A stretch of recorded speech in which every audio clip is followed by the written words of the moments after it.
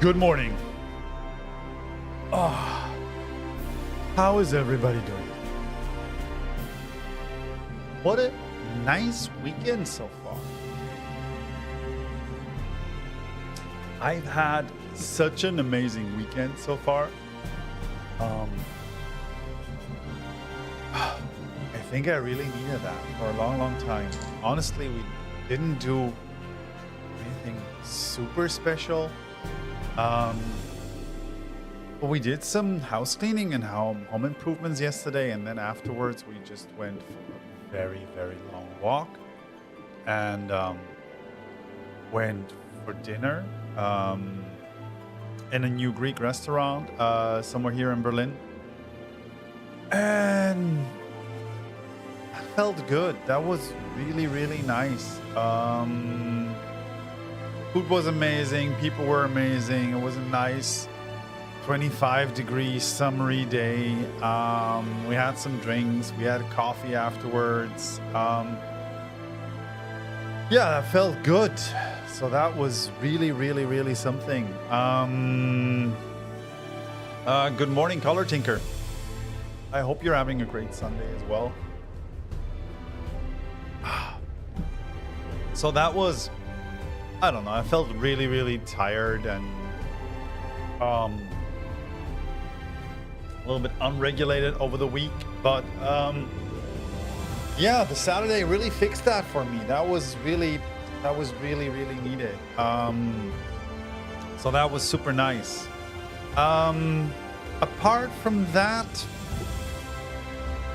what news do we got? I finished the Sorrows of Wurlit. I hope I'm pronouncing that right. The Sorrows of Wurlit questline, which is the Post-Shadowbringers questline that revolves around Gaius von Balsar and his children. Basically linking them to those trials with the emerald weapon, diamond weapon, and all these, right? Exactly. Cinder Drift, Castrum Marinium, and the Cloud Deck. And that was a really lovely quest line. I love that. That was it was heartbreaking. It was sad. Some people died. Some people are still recovering from trauma. That's nice. It's not nice, but I liked it. It was heartfelt. I like learning more about, well, Gaius von Balsar and the actual person that he is, right? I like his personal arc. I like how he has been transformed from this weird antagonist in Realm Reborn to a multifaceted personality with his own agency. And apparently a set of orphan children that he took up. So that was really something. I really enjoyed that. I still think that I don't know, some of the views that hey Shio, I think some of the views that Gaius holds I will definitely disagree upon. Also, I'm not a big fan of people calling themselves patriots. Not a big fan of the whole concept, right? So him being a Garlean patriot and trying to do all of this for the Garlean Empire, I don't know, man. I don't know. Not the biggest fan. I guess where you're coming from, but overall, yeah. Still, I can see how that would lead him to make the decisions he did. and also the decisions he made after Realm Reborn, right? Especially when it comes to the Asir. Does that make him a good guy? I don't know. I mean, some people in the game would actually disagree, right? That Gaius is now a good guy. But I really appreciated the story arc. I think it gave him a lot of depth. I loved seeing some different facets, and the trials were pretty amazing. They were pretty dope. I enjoyed them. There were some interesting mechanics in there. I died a couple of times, so that was fun. Yeah, I had my fun. Honestly, that was pretty cool. I actually had to grind some new equipment to get on with the item levels I required for some of these. So that was interesting. I also was able to level up Astrologian just a little bit more.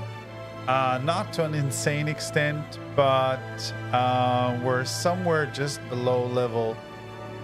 Where are we right now? We're on level 65, so somewhere below level 70 at the moment. So we're getting there really slowly. And I also don't think I'm going to... I was discussing last time whether I wanted to schedule some additional stream time and try to get through the content in time for Evercold. And I don't think I'm going to do this. Maybe I'm going to stream on Thursdays every once in a while, but I don't want to make this a regular thing. I don't think it fits into my schedule right now. And I'll just take the risk to not be caught up when Evercold releases. That's fine by me. We'll probably extend Sunday stream times a little bit. See if we can go beyond the 2.5-hour mark that I had established. If that works. But apart from that, yeah, we'll just keep it like that. I think it's just fine.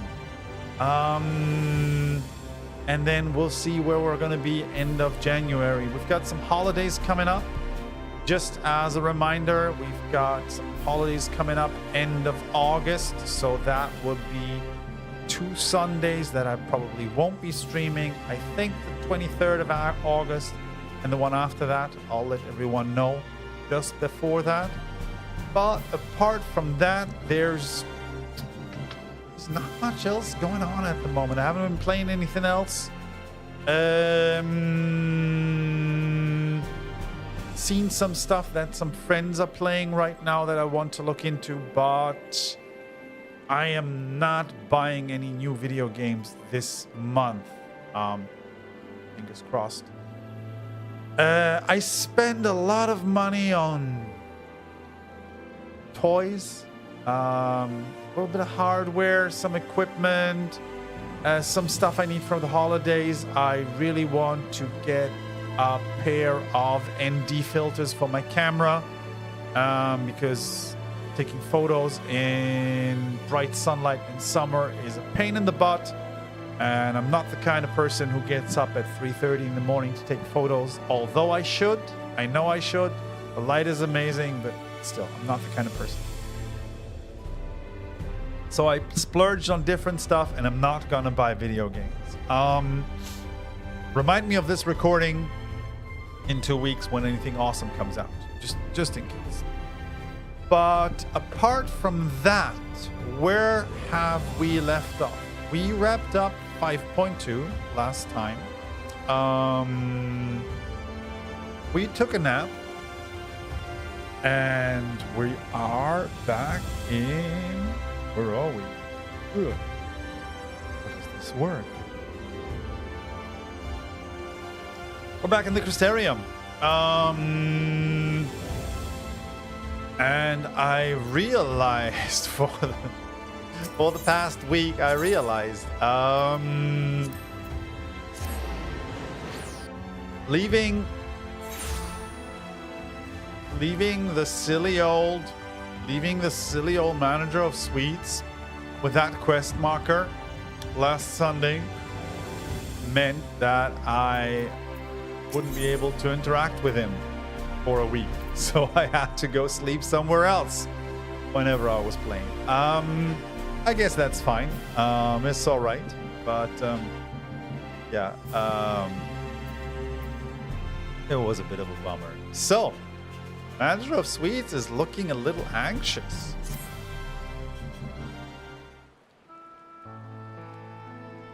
Oh, Master Root, will you be venturing forth today?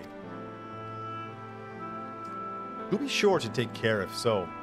Though they say the star shower was harmless, one can never be too careful. Oh, alright. Remember, last time 5.2 ended with a couple of cutscenes. One of these being us seeing a huge star shower and everybody in the Crystarium that had been assembled there hearing what I guess would be the voice of Hydaelyn, basically, as if they had the echo, right? It looked like Elidibus had bestowed the power of the echo to these people calling themselves the Warriors of Light. Which prompts some interesting questions, I guess. And I hope that we're here to answer them. But I concede it is not for me to tell the Warrior of Darkness how to look after himself. Old habits, you understand.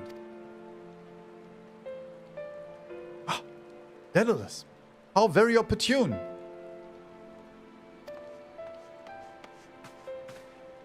Morin. How's the library going? Greetings, my friend. Do you perchance have a moment to spare? I think I do.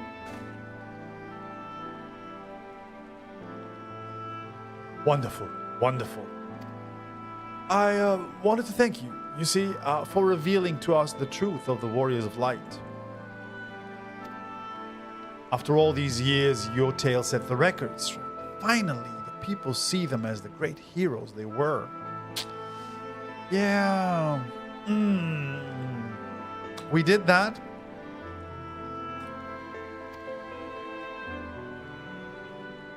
Or the great hero he is in case of Ardbert. You too were surprised to see him, I think. Yeah, it was, well,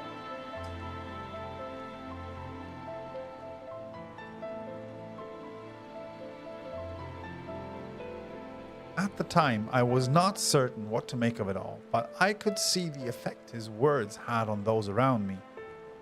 And then the stars rained down from the sky and, well, you know the rest.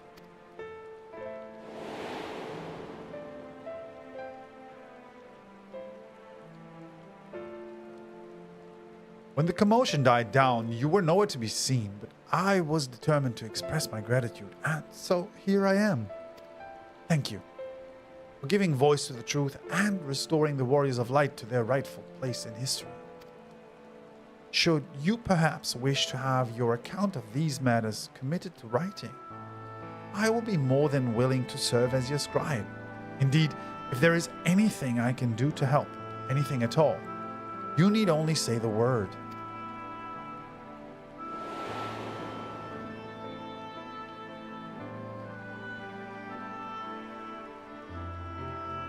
Oh, that's it. Should have taken a screenshot.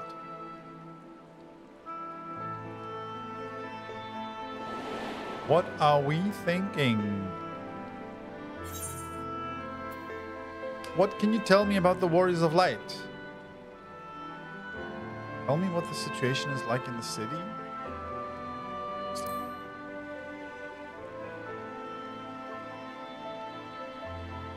I beg your pardon. You wish to ask me about the Warriors of Light. Forgive me, but I dare say you already know more about them than any living soul, save for Ardbert himself, of course. Unless you refer to the Warriors of Light more broadly. If so, I may yet be able to assist you in some small way. Fun fact, I just researched that I researched that shortly the other day because I was interested. I saw some artwork online. And what I didn't know, because I hadn't played those titles, and I really want to go back and play those pixel remakes that are currently available on Steam. The Warriors of Light is a terminology that was coined very, very early in Final Fantasy games, dating back, I think, even to the first title, and I think it was no longer used to that extent after, basically, I think 6 or 7 going forward. But if you look into the older titles, you will see that there's always a group of mostly 4 people who are coined the Warriors of Light. And they're mostly, I think, the playable characters in these old Final Fantasy titles. If somebody has more information on that, and if my information is incorrect, please let me know. I just did like a very, very fast 5-minute wiki research the other day because I wanted to look it up. But I also find it interesting that the terminology was discontinued at some point in the newer titles and then picked back up in 14. Excellent. I shall return to the cabinet at once and look up the relevant texts. Pray join me at your earliest convenience.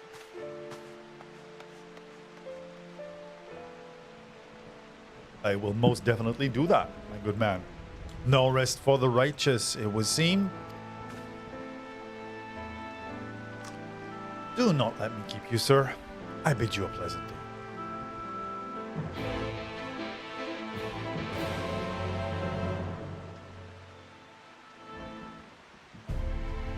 Oh, and just as a heads up, Color Tinker, I took a peek at the Bojan. Is it called Bojan? Bosun Revolution quest line with the gunslingers that we talked about the other day. Not sure if you remember that. And I realized that this is basically this expansion's weapon quest line, right? And yeah, I don't have time for that right now. I will yeah, Bojan Resistance, thank you very much. And I think the main problem is that yeah, this is basically the weapon upgrade quest line for this expansion, and honestly I haven't even done the one for Heaven's Word. I think I'm still running around with my Omnilex Atma here. There's a quest somewhere in my quest log that tells me that I need to kill some folks, but I never got to it. You could do the content without doing the oh, is that true? Okay. In that case, I might pick it up. Oh, Daedalus, excellent timing. I have but this moment finished gathering materials for our lesson.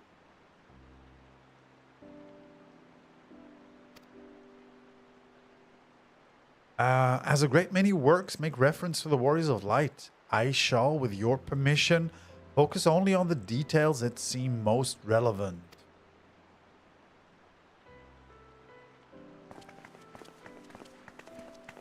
Ah, here comes the Scooby Gang. The Warriors of Light, you say? Forgive us, but we couldn't help overhearing.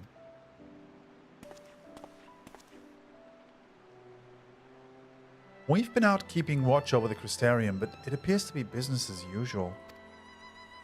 So I thought I'd spend some time brushing up my knowledge of familiars, and Alphinaud volunteered to help. I actually came on a different errand, but I'd be interested in hearing about the Warriors of Light as well. May I join you?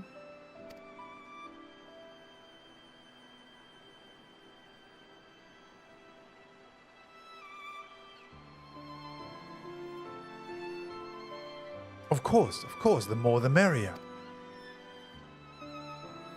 If you would care to find a table below, I shall be down with the books in a moment.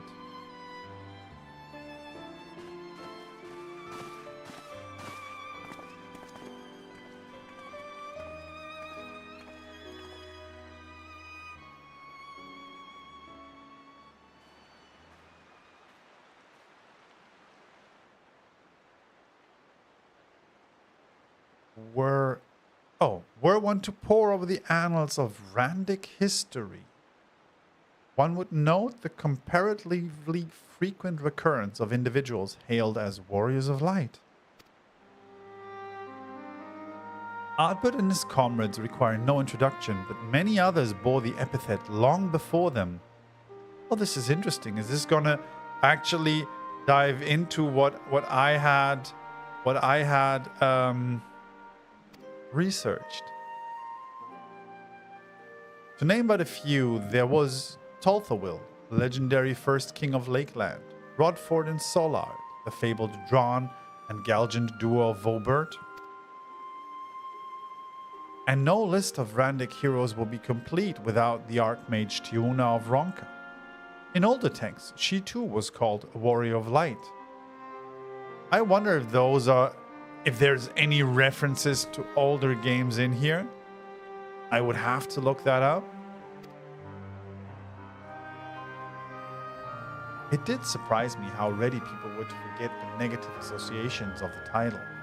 But it makes sense if it's been around for centuries. Verily, in ages past, it was simply a synonym for hero. In the wake of the flood, however, light came to be regarded with fear.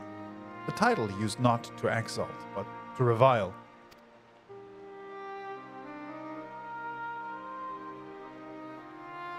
A far cry from its beginnings.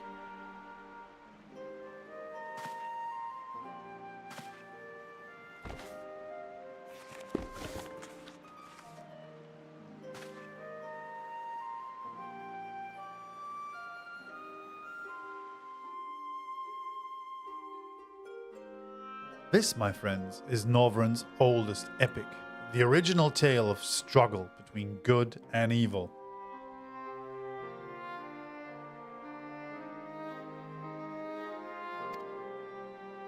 In a time when all lay shrouded in darkness, a prophesied hero rose to deliver the world from its doom. Fighting in the name of the light, the hero styled himself its foot soldier, and thus did he come to be known as the Warrior of Light. This is amazing artwork, by the way. Curiously, in the centuries that followed, other heroes appeared who claimed the self-same epithet, despite sharing no discernible connection with their predecessors. And in time, Warrior of Light came to be a name accorded to all men and women of uncommon skill and valor.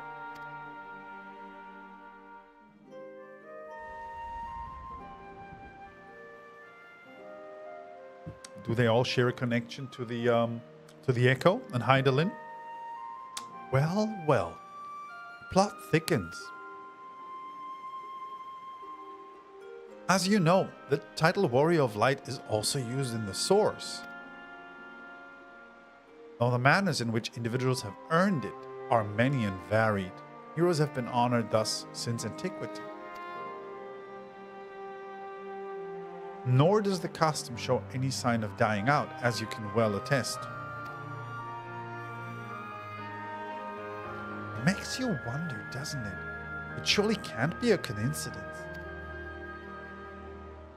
Indeed not. Let us imagine a man who has awakened to the Echo and is able to hear Hydaelyn's voice. As she styles him, so too does he style himself, a warrior of light. Of course, being blessed with the Echo does not in itself make one a hero. And conversely, there will have been no few heroes who were not blessed with it. But such distinctions are immaterial to the masses, and over time they came to use the title Warrior of Light and the word hero interchangeably. Sounds about right. It will be interesting to see if the theory holds true in the other worlds. If crossing the rift were that easy. Huh. Well, I guess we're gonna find out, right? Eidolon did call me a warrior of light. And there I was, thinking I was special. You're still a very special boy, don't worry. You're still very, very special.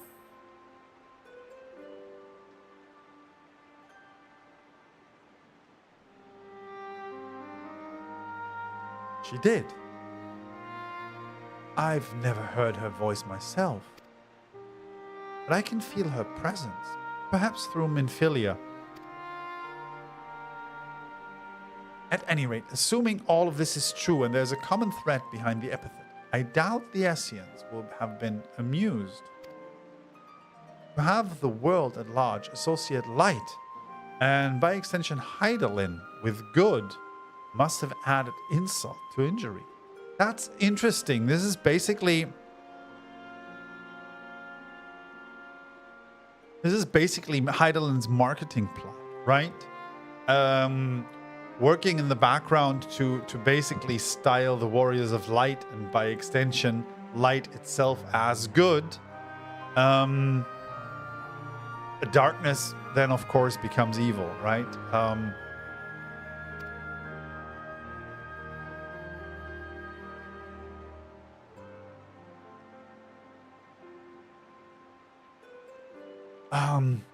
While this discussion is undeniably fascinating, I wonder, should I be privy to it? Mayhap it would be better if I excused myself. Oh, no need for that, my friend. Pray accept our apologies. Your lesson on the Warriors of Light has given us much to ponder. Ooh. Did someone say Warriors of Light?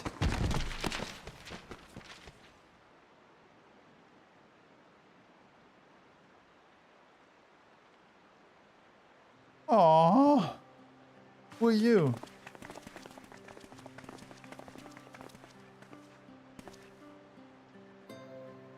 Riki Teo. Are you alright?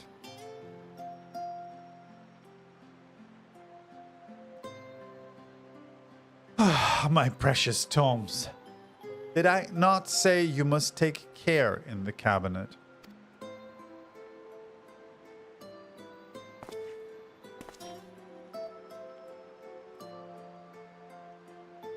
No running in the library. You too, Arkil. Irwil. Was sorry, Master Morin. Aren't you?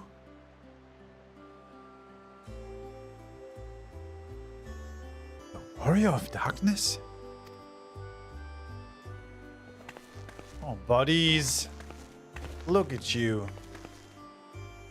My name's Riki Teo, and I want to help everyone. Please, tell me what I have to do to be a hero? To be a warrior of light? Oh, buddy. Oh, my heart.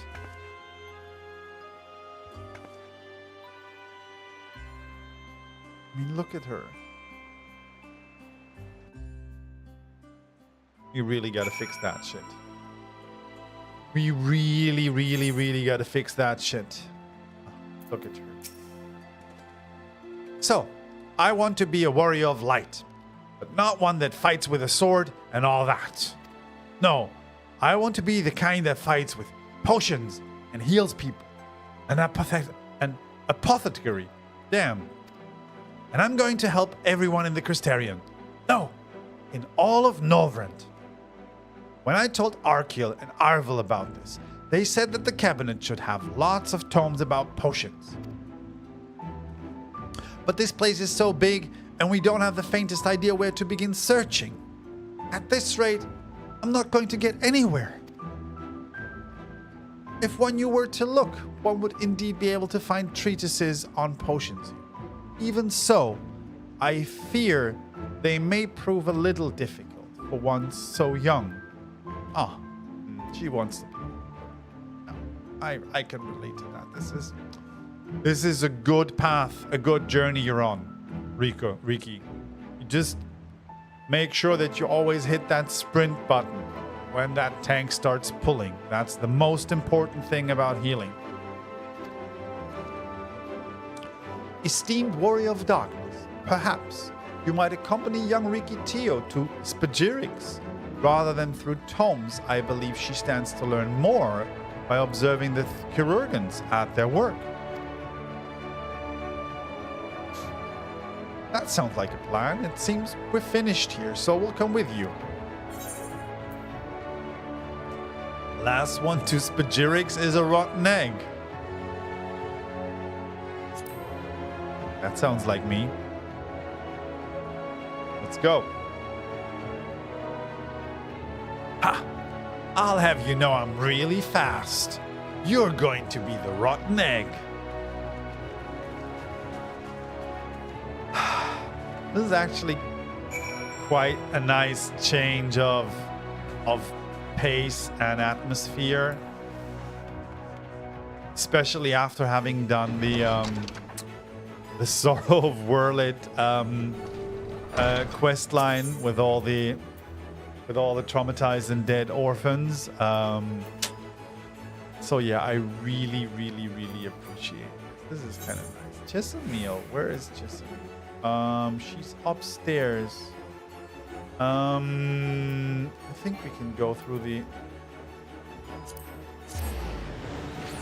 big Aetheryte Plaza thing, magic, right? Should be just through here and then to the left, right? Ah.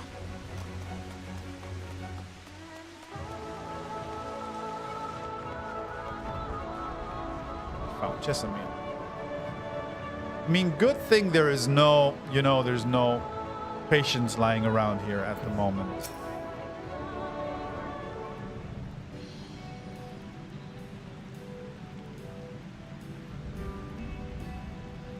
Well now, to what do I owe the pleasure of so many bright-eyed visitors?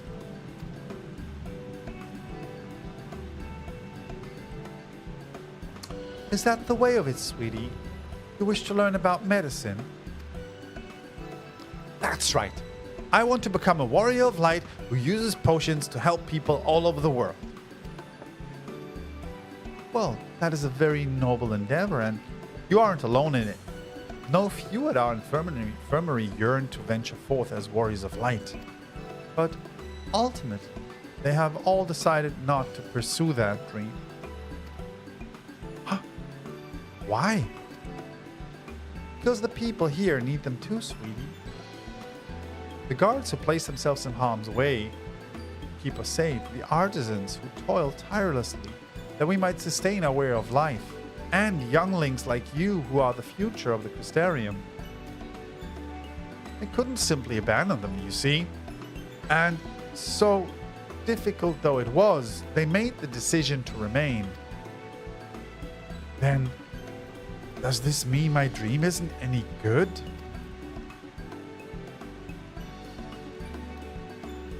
Oh, your dream's all right, sweetie. Your dream's amazing. Yours is a wonderful dream, and it would be my pleasure to help you pursue it. If we all had work, the day will come when our chirurgeons may set forth to aid folk in every corner of the world, or if we all work hard. As we strive towards that day, I hope that we can rely upon you as well. Though I must warn you, ours is not an easy path. No, you must work very, very hard. I'm not afraid of hard work. I'll become the best apothecary ever. Just you watch. That's the spirit. Without further ado then, may I entrust you with a task. I have placed an order at ffxiv for a potion ingredient, and I would like you to go and collect it. Oh, an ingredient. Leave it to me, miss. Okay. My, such abundance of energy. Though I can't help wonder if she'll be all right by herself. My apologies, but would you mind accompanying her? When you arrive at FInalFantasyXIV, speak with a woman named Christine. She will point you in the right direction. Sure, I shall join you. As the one who suggested this course to Ricky Tio, I would assist in her steps.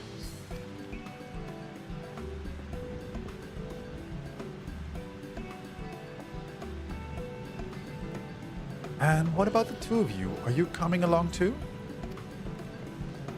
Well, we do want to become warriors of light, just not the same kind as Riki. So we'll wait for you here, warrior of darkness. When you return, please teach us how to fight. In that case, Reen and I shall keep them company and take the opportunity to ask about their aspirations. So good. It's so important to have a proper pipeline for child soldiers, you know? Keep them coming. So important. No, but I think I really love that quest line. Where is Gracine? Oh, Gracine is back here in the... back at the shops, I guess, right?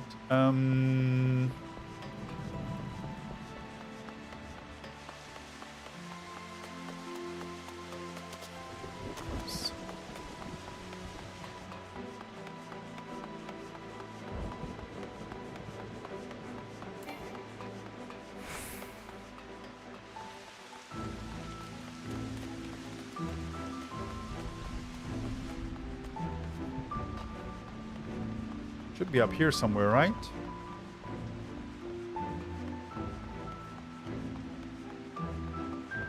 She's... oh no, she's outside, I guess. There is an outside? This is insane.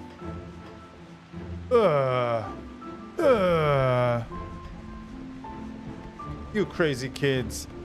What do you mean there's an outside?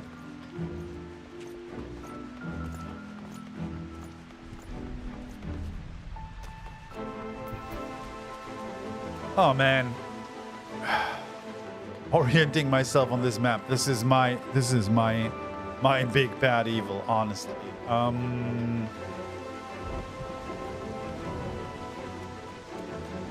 guess she's somewhere here. I don't even know what... oh, FInalFantasyXIV is... ah, FInalFantasyXIV is apparently the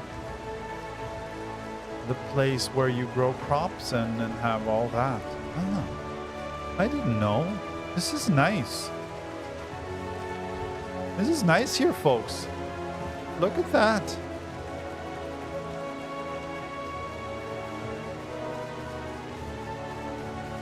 Huh. Crazy. Gangway, the Quadrivium. Okay. Huh. Huh. Learned something new. 4 apples, 7 lemons. If it isn't the Warrior of Darkness himself, may I assume you're with Master Alphino? Right. Lest you wonder, Chesameel's orders is for grapes. Okay. As busy as we've been lately, however, I regret to say we didn't have the time to harvest them. So it was with apologies that I asked Master Alphino and his young companion to help themselves to the fruits on the vines. Perhaps you could lend them a hand? It's the undersized grapes you'll want to pick. They're too small for normal consumption, but suitable for making wine and medicine.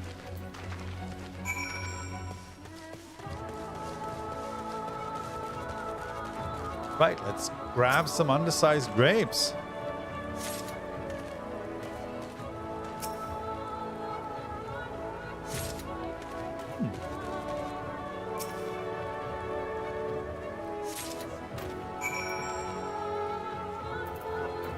Now fixed with more polygons since early Endwalker. Oh, these are the ones. Oh man, I didn't even... Oh, you're right. Thank you so much, Dario, for pointing that out. This is... Oh, man, these are the famous squapes. Look at them. They're so gorgeous. Oh, man, thank you for reminding me. I remember seeing those. And not even knowing where they're located. So, yeah, those look amazing. Oh man, this is great. I was telling my wife the other day about the grapes. And now I can even I even know where to go to show them to her. That is highly appreciated. I love it. Thank you so much. That actually made my day. Deliver the bunches of grapes to Riki. Oh, man. I would have thought that there's also question.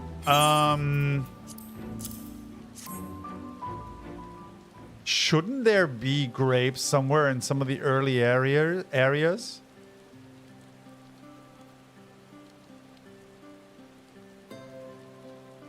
That is amazing. I saw some folks selling them as keychains on Etsy. They're definitely noteworthy and mimetic. Wow, you've picked this many already? Amazing.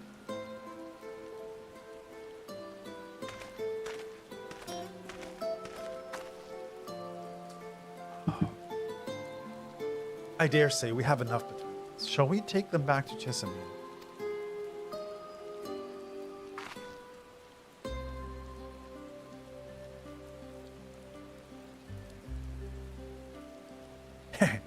Can't wait to see what she's going to do with them.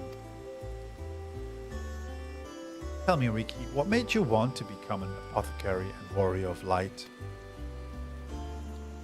Why, well, is it a sad story?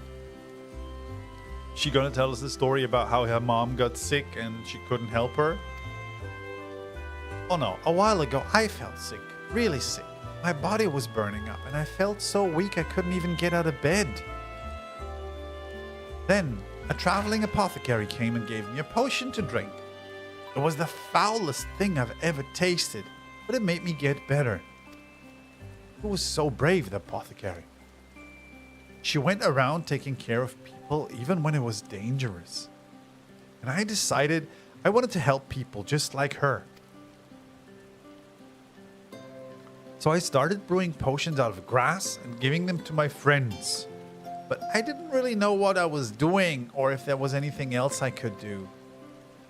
Then, not long ago, a neighbor told me he was going to become a warrior of light and go traveling the world, helping people.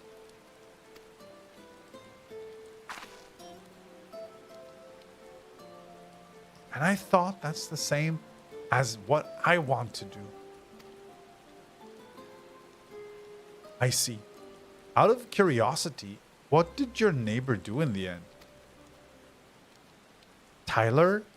I haven't seen him for a bit, so he must already be out there looking for people to help. Tyler, one of the guards awakened by the star shower.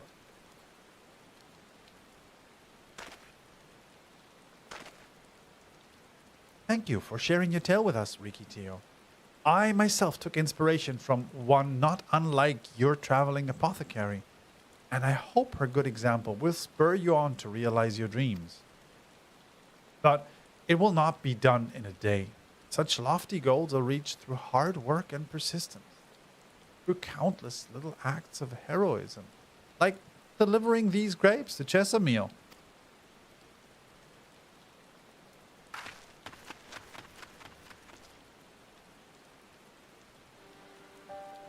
It would seem I have been laboring under a misapprehension. I had convinced myself that it was Elidibus who had sowed the desire to become warriors of light within the hearts of the people. But I see now that the impulse to aid their fellow man abided within them from the first. Elidibus did no more than give it a name.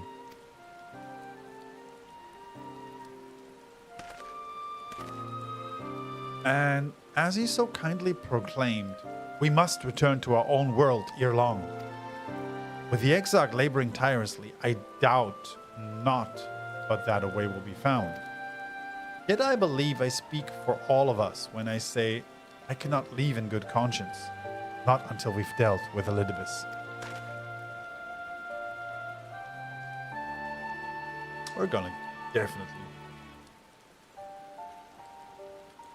This is no longer a strange and distant land after all.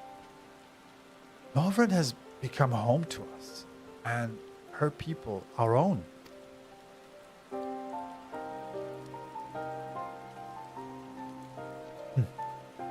Let us return to Spagirix. It wouldn't do to keep your admirers waiting. I would have really thought that Realm Reborn had some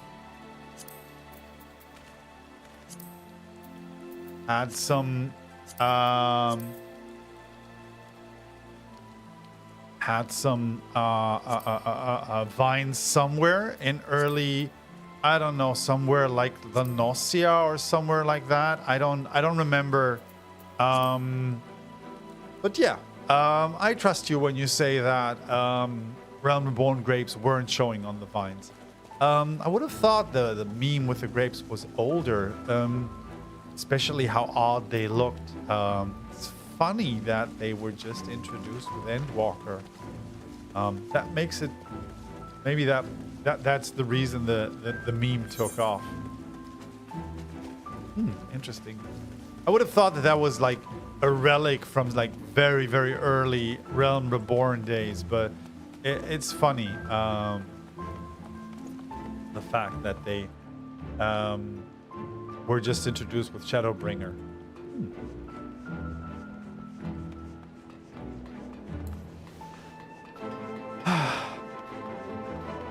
So one thing I really adore about this game, and it isn't so much related to the content, and much more related to people interacting with the content. The game has so much history, right? In terms of not game narrative, but basically people having history with the game, right? There's so much stories and memes and memories that have been created throughout years and years and years. You could just sift through internet memes and memories and stories about the game without it ever ending, right? So that feels very, very meaningful to me. I think that makes out a lot of the beauty of this whole thing, right? People really didn't pay attention, but Endwalker put them really front and center. Realm Reborn didn't have enough budget for dynamic fruits on vines, but the vines are there. The only instance where you can visibly pick fruits for a quest is the South Shroud, and those are apples. Ah, yeah. I might be remembering that wrong then. Is South Shroud the place with the windmills? There's this early zone, and I think it's in the Shroud, with like very beautiful little rural place with windmills on a hill. I always used to love it there.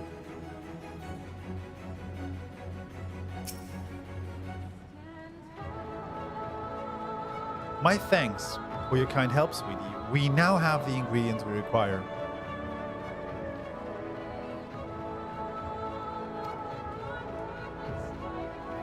Oh no, the windmills are in La Nocia. All right, thank you. God, I am so bad at remembering stuff. From the grapes, we shall make a vinegar, to which we will add elf grass and a few other herbs to produce invigorating syrup. Though it's unspeakably sour, it does wonders for the constitution. As part of our studies, I may just have to give Rikitio a little taste. Okay. Kind of nasty, actually.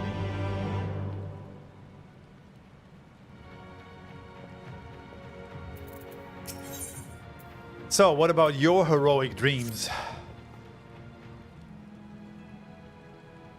Warrior of Darkness, if you've finished helping Riki, won't you show us some fighting? Not playing fighting, but like honest to God's fighting. We already have some enemies that you can deal with. Vampire bats. The guards say they've become a pest around the Crystarium of late. We tried to sneak outside to hunt them, but the guards caught us and sent us home. But they shouldn't mind if you were doing the fighting and we were just watching. The children told us all as much while you were away, and in preparation, Chesamil kindly furnished us with some lures for the bats.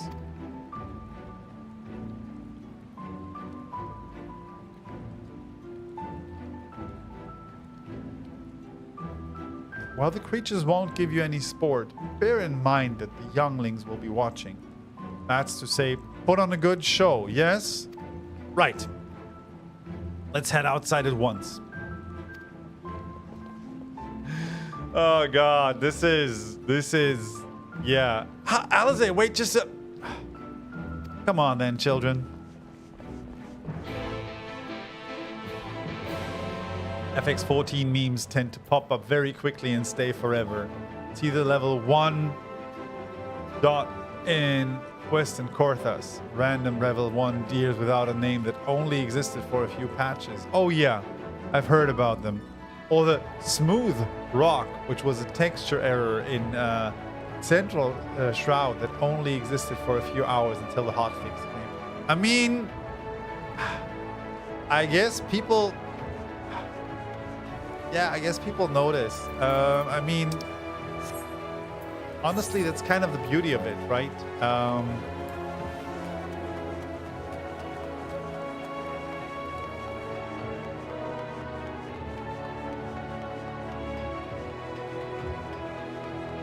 I think that's kind of the beauty of it, right? That people are so involved in this game that they notice every little detail, every minutia, and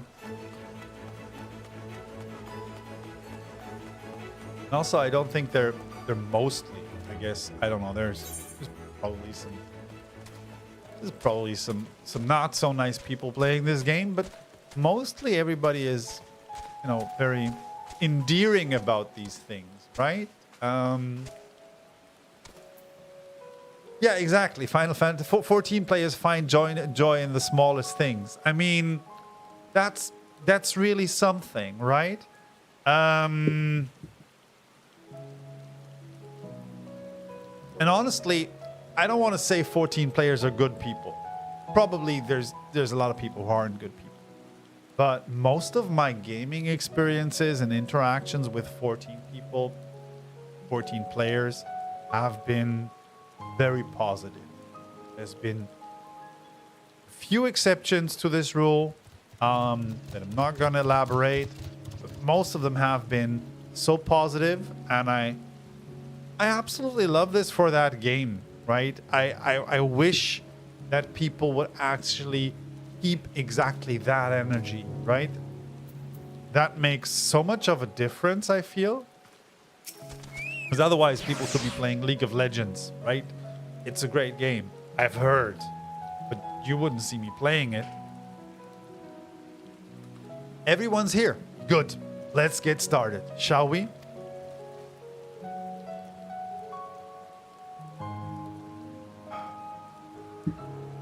As their name suggests, vampire bats feed on blood. And originally being nocturnal creatures, they've grown more active with the return of night and become a nuisance. To draw them out, we'll use Chesamil's lures, which work by exploiting their heat-seeking behavior. The bats are wont to nest under the eaves, so you'll like to attract more if you place the lures near buildings. I have here 6 lures, 3 for each of you and me. As proof of a successful kill, I want you to gather up their fangs. Whoever collects the most is the winner. Oh, you're hunting too? Yes, well, there's nothing like friendly competition. Bring out the best. Anyway, while we hunt the bats, the 2 of you are to stay with Reen. She's really strong too and will keep you safe.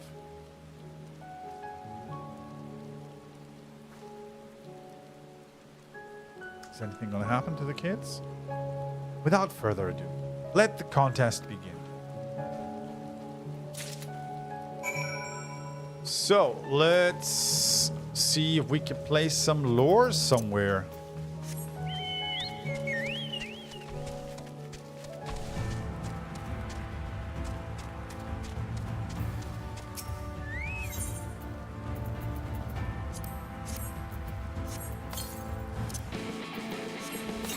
Oh no, there's a vampire bat. What am I going? Oh, it's a level 80 vampire bat. Okay.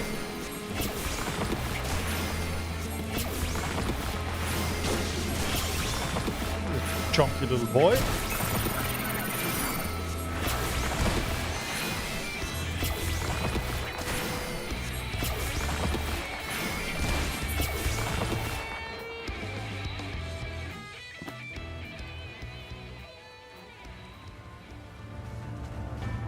You think there's a good deal of trauma bonding in the community?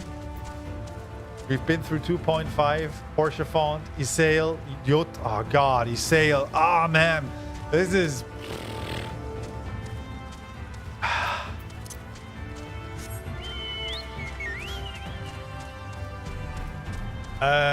the one that still breaks my heart up to this day is... give me a second. I don't want to get this wrong. Isael was heartbreaking in Heaven's Word. That was absolutely heartbreaking. The one that gets me up to this day is the little kobold, Gabu. You know, the little furry guy with PTSD. It tries to summon an icon because he's lost his parents and accidentally summons the icon basically just through grief. I mean, what the fuck? Final Fantasy. What the fuck? What was that about? How dare you? Right? Man, that was...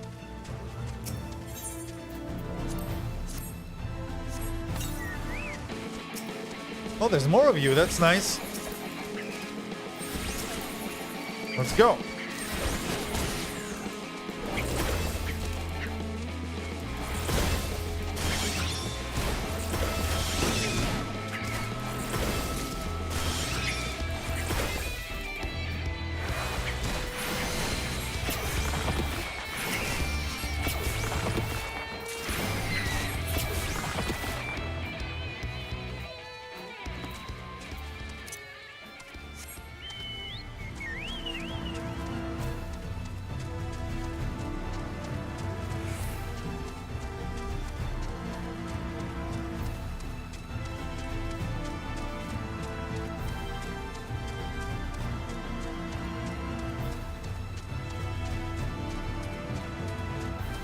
Yeah, there's a lot of... I was thinking the same thing when I was playing the Sorrows of Wyrlit questline with the Children of Gaius, right? And it just reminded me how many characters in this game have suffered immense trauma, like to the extent that, oh, I don't know. I mean, anyway, and I'm not sure how. I don't know what's a good way to handle this, right? I mean, the thing about Isail was basically personal sacrifice, right? I feel like a lot of Heaven's Word was just about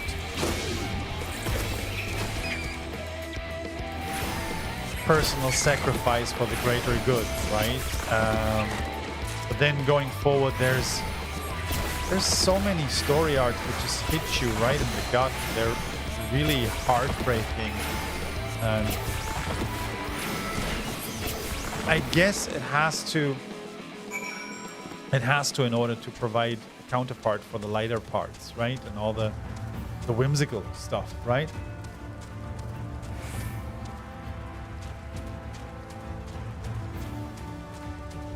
The only thing worse than Whirlit, in my opinion, is and you got to help me out here.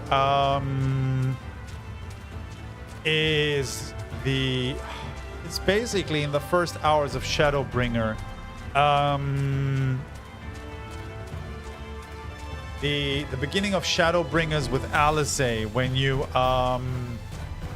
you travel to Amareng. It is Amareng, right? Where you meet Alizé first, and the woman that then gets turned into a God, what they're called, light thing. God, my brain sometimes shuts down.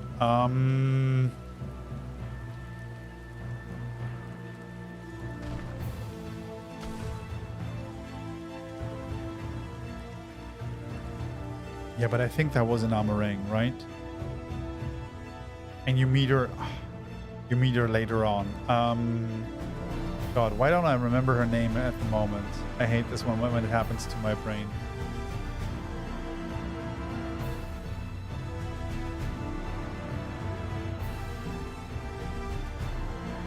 It's like I have to. Tesleen, yes, thank you so much. That was for me. That was the most heartbreaking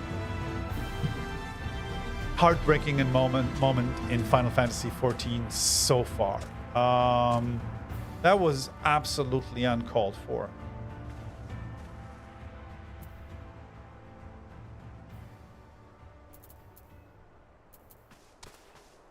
The hypocrisy of Gridania, the Gridanian hypocrisy, racism, and xenophobia. Okay, that's an interesting point. I think you either need to elaborate or I need to look into it. Either one of those. I think one thing that I noticed is that I think Keepers of the Moon are not very present in the game when it comes to front and center NPCs, right? Which I think is a shame.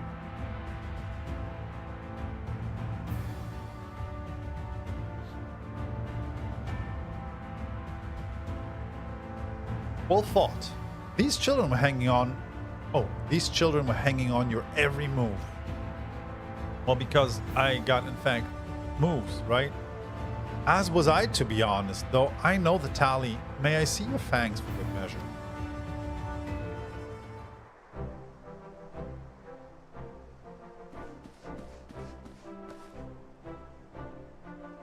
Apologies for the wait. Did you get more fangs than me, Alizé? Please tell me you got more than me. My fangs. Not a bad haul, even if I say so. Even if I say so myself.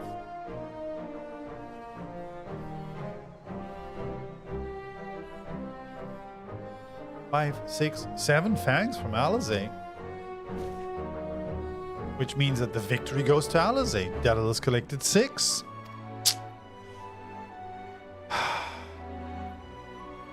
Ha! I did it! I bested Daedalus.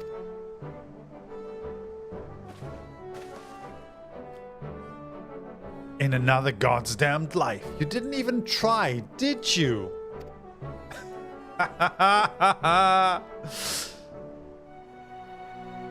And there I was taking it seriously. Spare me your pity next time, will you? I adore Alize. She's the best. So, children, you've now seen the Warrior of Darkness in it. What are your impressions?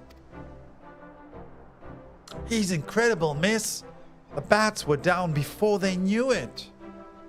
Our guards are strong, but the Warrior of Darkness is much, much stronger. We want to be just like him.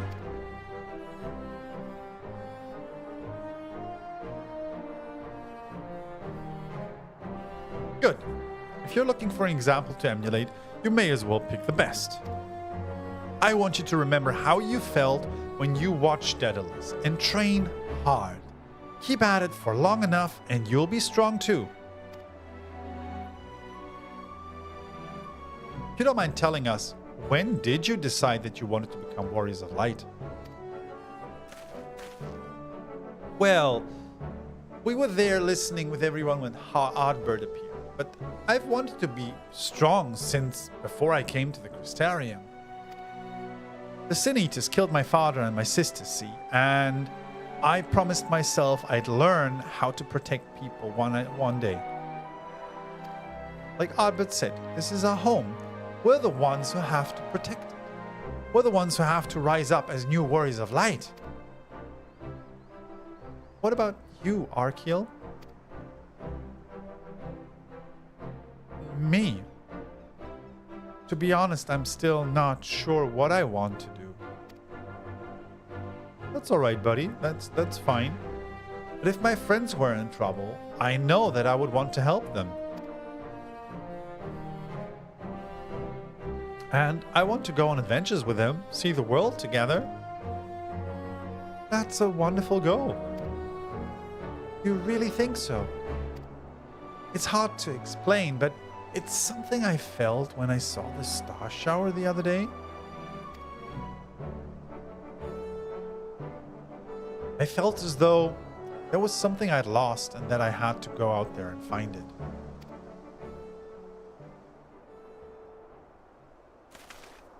Well, for the both of you, there's nothing for it but to train. When we return to the city, I'll teach you some exercises you can do by yourselves.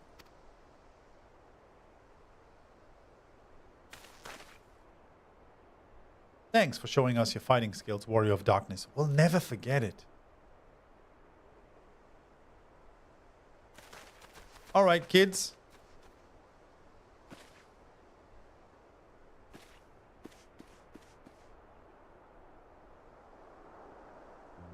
I understand how Arkiel feels. The star shower didn't awake me to Heideland's voice, but that vision of the final days of Amarot burning, it filled me with sadness to the very pit of my being. Things I once knew, people I once loved, promises I once made. It feels as though long forgotten memories were dancing at the edges of my mind.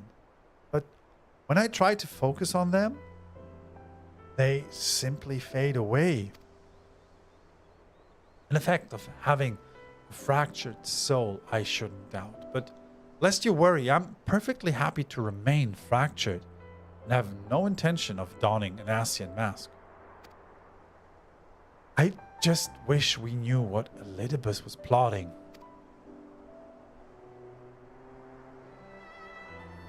But look at this pair of incurable brooders. If we're going to stand around lost in thought, we may as well go do it back in the city. Rest assured, Reen and I will take the children from there. Their heads will be in the clouds after meeting. We'll see, but we'll see it to their feet. But we'll see to it their feet remain firmly planted on the ground. Aww. No. Maybe we should focus on fixing our friends and not dilly-dallying around. I'm fine now. Do not worry. I'll see you soon.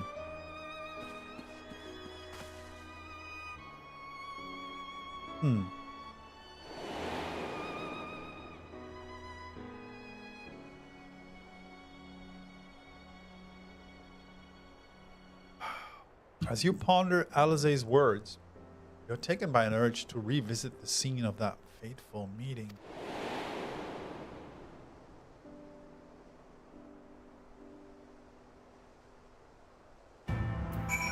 So, some 300 years ago, you're saying, the Wildwood Elezen tribe decided to reoccupy and colonize parts of, okay, the Twelveswood, founded Gridania. During that time, they tried to push their culture on the survivors of the War of the Magi, the keepers of the moon that live in matriarchal families, and the Duskwights that took to the ruins below the Twelveswood. The ones who refused to give up on their old ways were pronounced as lesser and treated like criminals. The citizens of Gridania claimed the Black Shroud as their own, using the elementals for their propaganda. The seventh Umbral Calamity then happened 5 years ago. Big parts of the Twelveswood got devastated by firestorm, which drove many keepers and Duskwights from their homes and hunting grounds. During that time, the Gridanians complained about poachers and bandits rather than extending a helping hand, which drove the other survivors into an antagonistic position.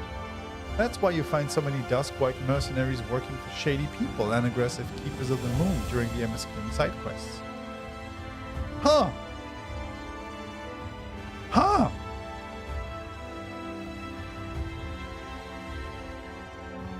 Thank you very much for elaborating.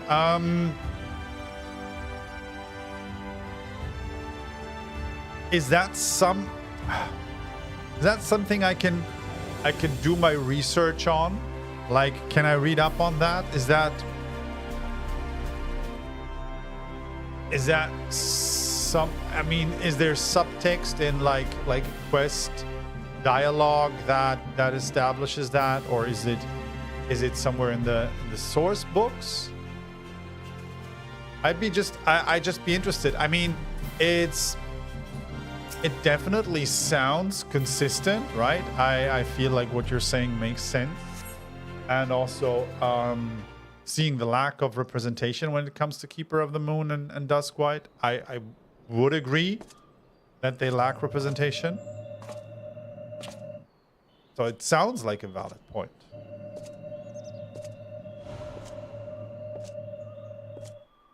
What are we doing?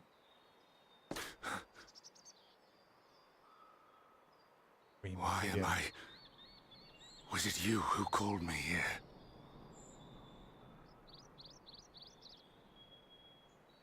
Was I able to call on him?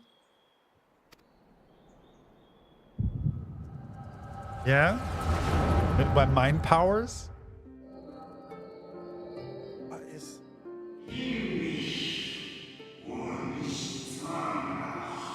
On behalf of the convocation, I bid you welcome to our order. At times, you will stand with us. At times, you will stand against us. All that you might steer mankind and the very star upon their true course. For yours is the seat of Elidibus. Remember, like we said last time, and I'm remembering Color Tinker's words here. The names that the folks in the convocation were given, right, is less a name and more a title, right? For yours is the seat of Elidibus, the emissary, and by this name shall your every action be guided. Elidibus the emissary. Huh. So you peered into my memories. No matter. You will have found little of import.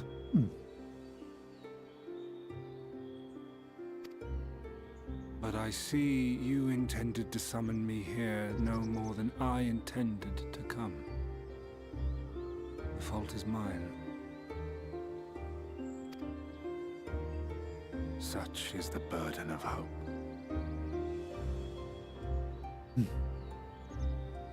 You're a weird one, buddy.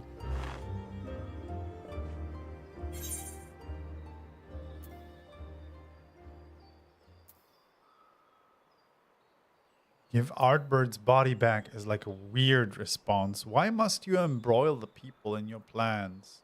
What are you plotting? What are you plotting, Elidibus? Can't you just tell me? Come now. My plans are no mystery. That which I do is no different from that which you have done so many times, Warrior of Darkness. I arm myself, I hone my skills, I make ready to vanquish my enemy. You.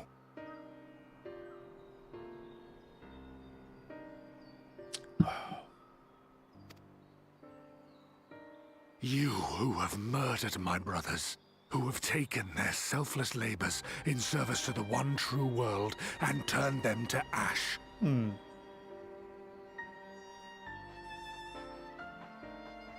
I see you for what you are. You are death, and only in death shall you serve any purpose.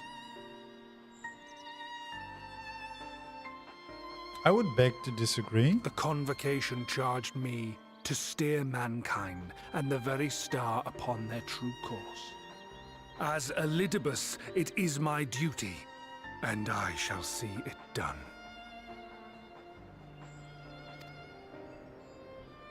I will strike you down. Destroy you body and soul. All else must wait.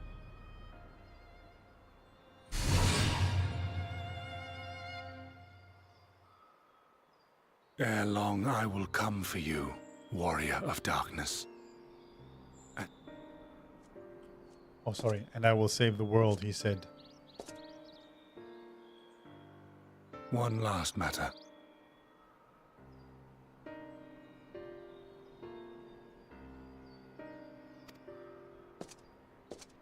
I bore witness to your final struggle with Emetzelk. It seemed as if he saw something familiar in you. As if he mistook you for another.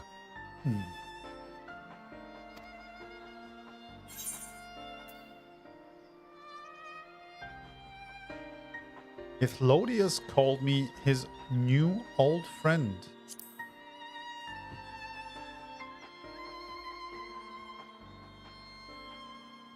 No. I recall not of whom he spoke. Mayhap I never knew you. Or mayhap it is another fragment lost. Ah, I wasn't aware you already had a guest. If the conversation is constructive, I shall not intrude. Ooh. But if you seek to stir up trouble, Elidibus, then I must insist you leave at once.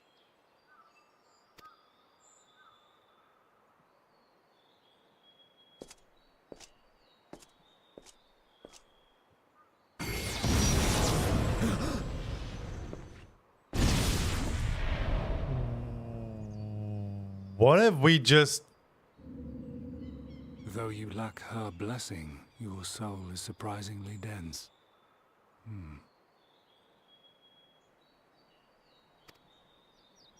What was that?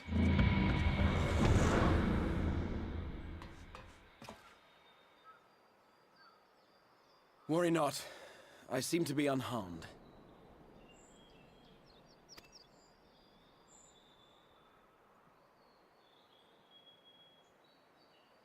That doesn't look good, buddy. This is my own doing.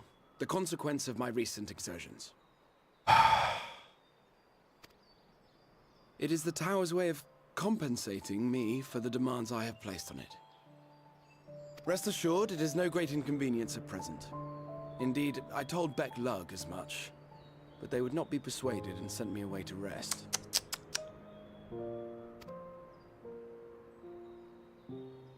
No need to make a fuss. Strange as it may sound, I consider it something of a badge of honor.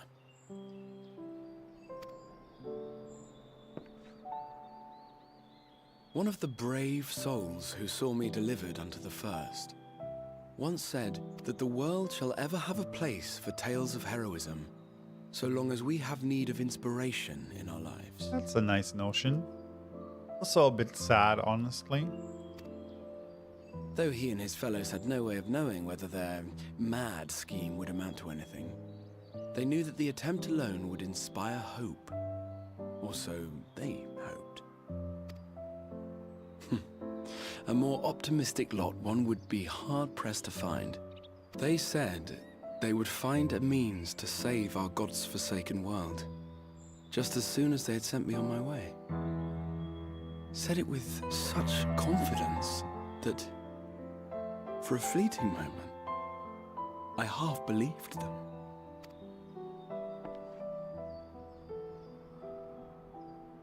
Such faith, such courage in the face of unrelenting despair. For a long time, it was more than I could bear to remember them.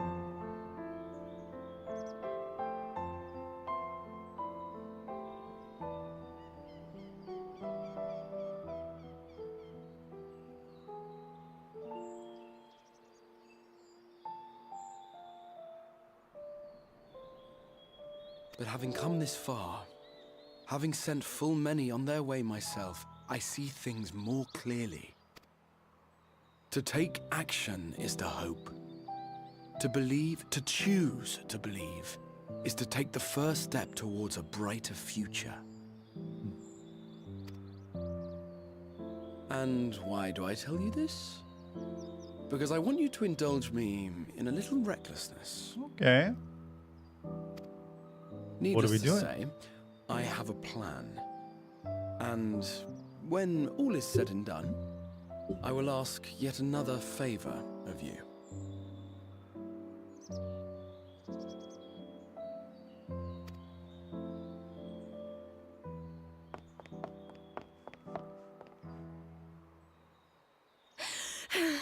You're both here. Oh, thank goodness. What's wrong? It's Thancred. He's collapsed. There we go. They start dropping.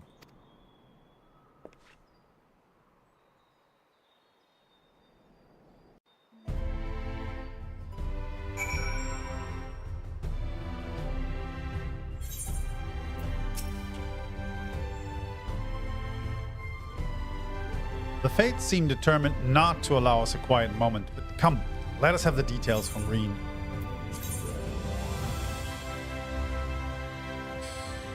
A honey poisson. Poisson.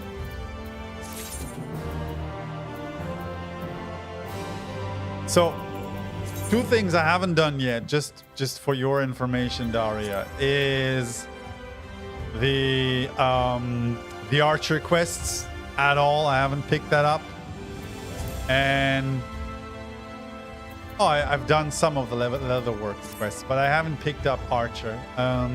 Maybe that's something I should do at some point. But honestly, I don't enjoy the DPS classes a ton, so I'm currently avoiding them a little bit. What do we got here? Crystarium gear of fending, coffer, maiming, striking. Okay. It happened after Alizé and I saw the it happened after Alizé and I saw the children back to Spagirix. We chanced to meet Thancred there, returning from his mission. He's been shadowing Elidibus around the realm, only to lose sight of him near the Crystarium.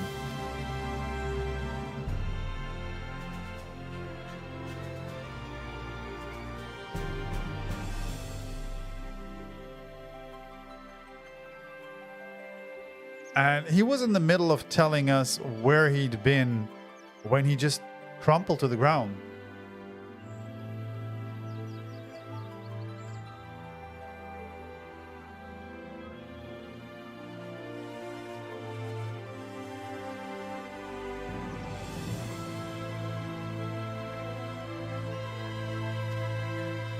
The Chirurgians are looking after him.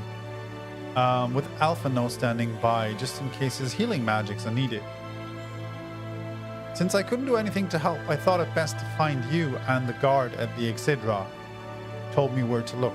Oh, I see.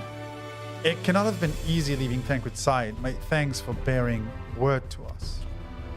Come, let us hurry to Spagirix.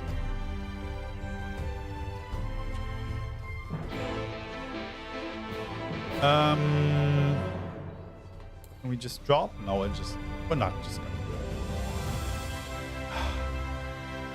At some point, I don't know how we're gonna.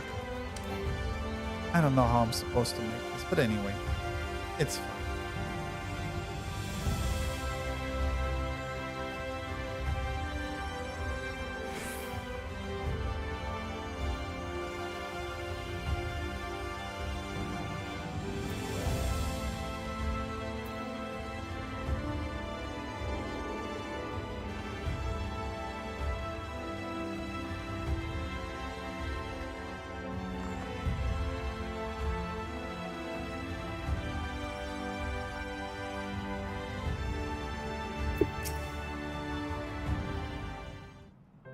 Kai and Senna gives you an abridged and very warped version of the founding of Gridania in a speech around MSQ level 20.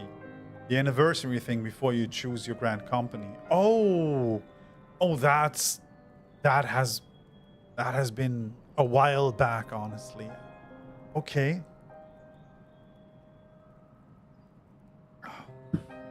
I initially had chosen Gridania actually when choosing my grand company because I loved the whole magics, wood elves kind of thing.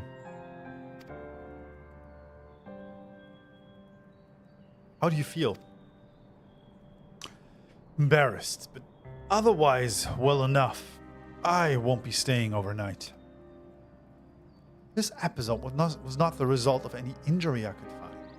Tancred's ether, however, did show signs of instability, and I did what I could to calm the fluctuations.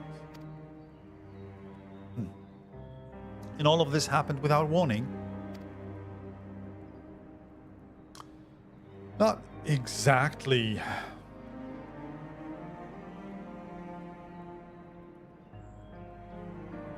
Fellows and settlers came and saved us from living in the dark, meaning living in the 12wood ruins. Well,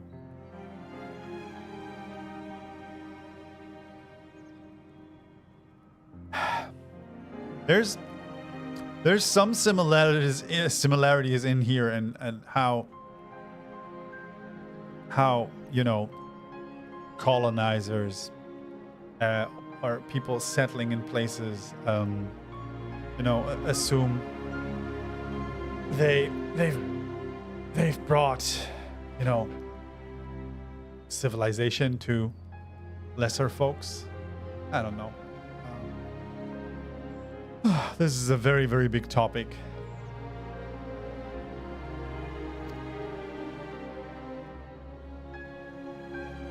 You will doubtless recall the time Urianger nearly drowned and I gallantly went to his rescue.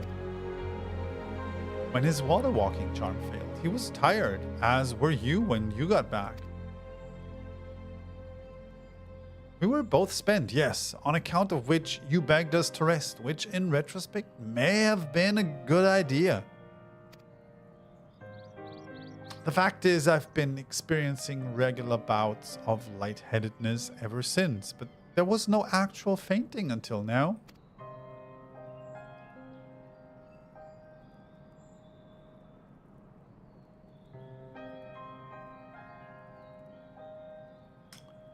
As Elfino observed, I have no lingering injuries, and it most assuredly isn't old age. Well,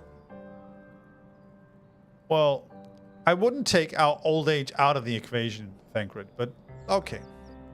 Which leaves but one likely cause. The link between body and soul has weakened further. Time grows short. We must complete the spirit vessel with all haste. Yeah, 32 is old, right? I mean, I'm 47. I can confirm that bodily decay starts at 25. To that end, Daedalus, might I trouble you to make a trip to the source? In addition to looking in on our friends' bodies, I would have you consult Kryl about our plan. If she has any concerns, we should at least endeavor to address them prior to proceeding. In the meantime, we should get back to laying bare Elidibus's plot. Thus far, I have learned this much, that in each of the places he has visited, there have been sightings of suspicious black-clad strangers. Moreover, the coming of these shady individuals has invariably coincided with some manner of misfortune. Beasts terrorizing settlements, blight ravaging crops, you know the sort of thing. All of which serves rather conveniently to make Elidibus's call for new heroes reverberate that much more loudly in the hearts of his audience. You think these black-clad strangers are Ascians? I do, and I fully intend to investigate further, though for that I shall require additional feet on the ground. You can count on mine. Gods know, I've been itching to get out of here for a while. Okay. Impolite, Alizé.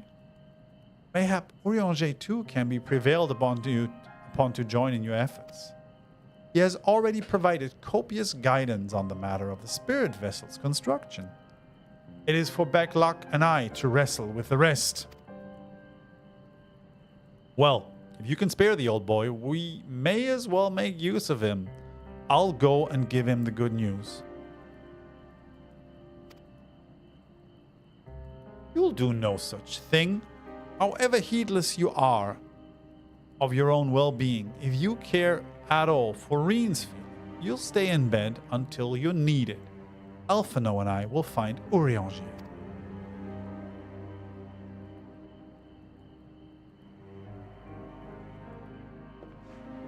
All being well, we will have news to share by the time you return. Safe travels.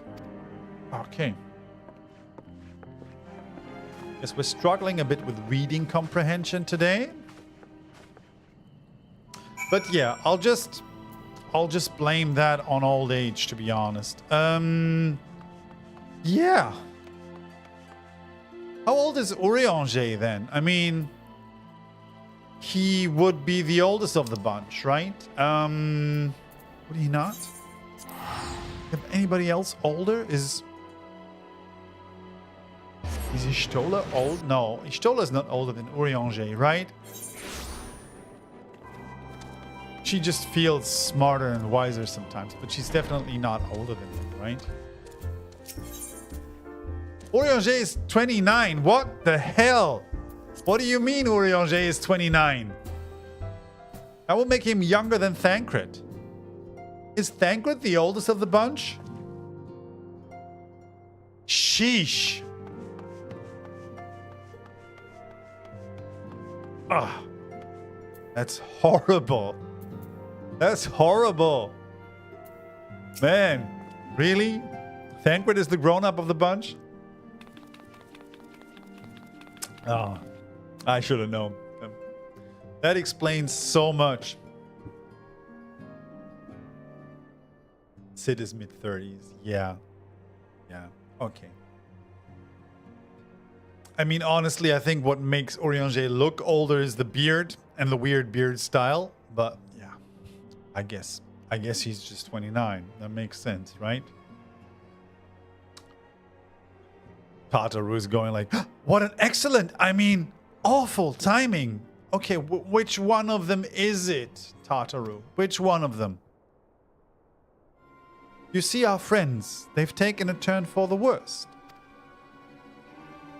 Wild's hardly had a moment's rest these past few days. Minfilia was 20. She started the Scions when she was 15. Okay, this is great. Honestly, I remember myself at 15, going on 20. And honestly, I wouldn't have been able to start the Scions. Nah, I'm sorry. Kryl's hardly had a moment's rest these past few days.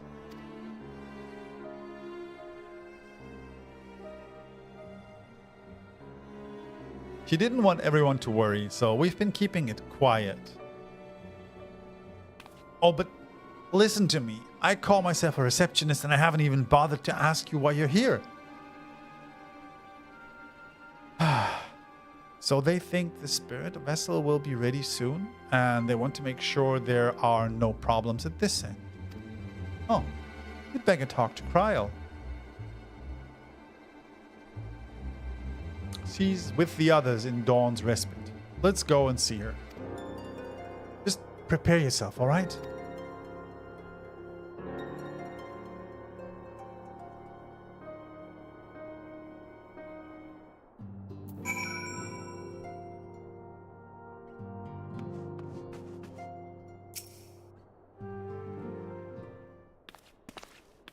Have I ever been in here?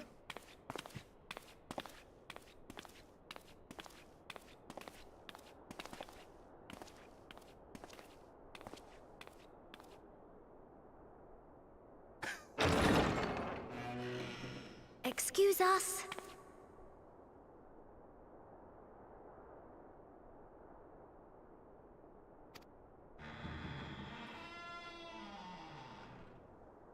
Okay.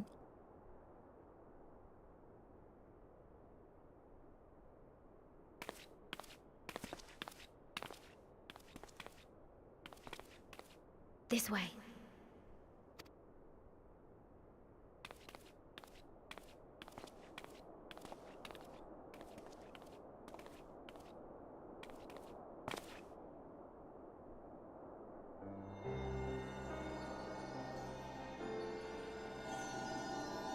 Oh, my little Scoobies.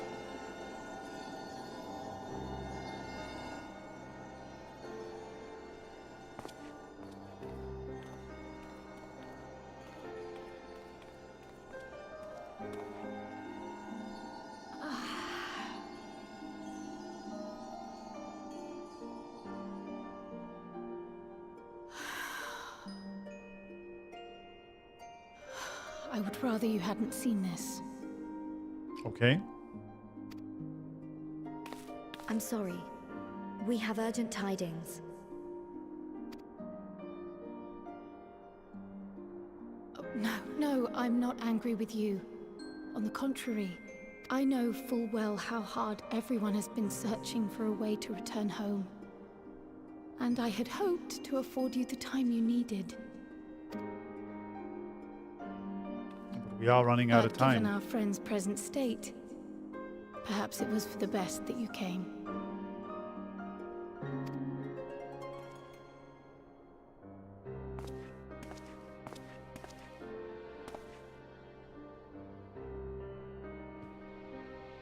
Stiff and cold, all of them. As if they were made of wax, barely alive at all.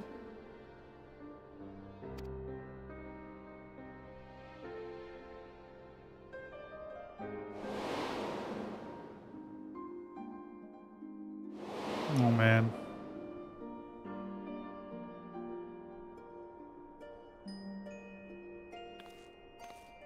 And they had been doing so well. Save for occasional signs of etheric instability, they appeared to be in passable health.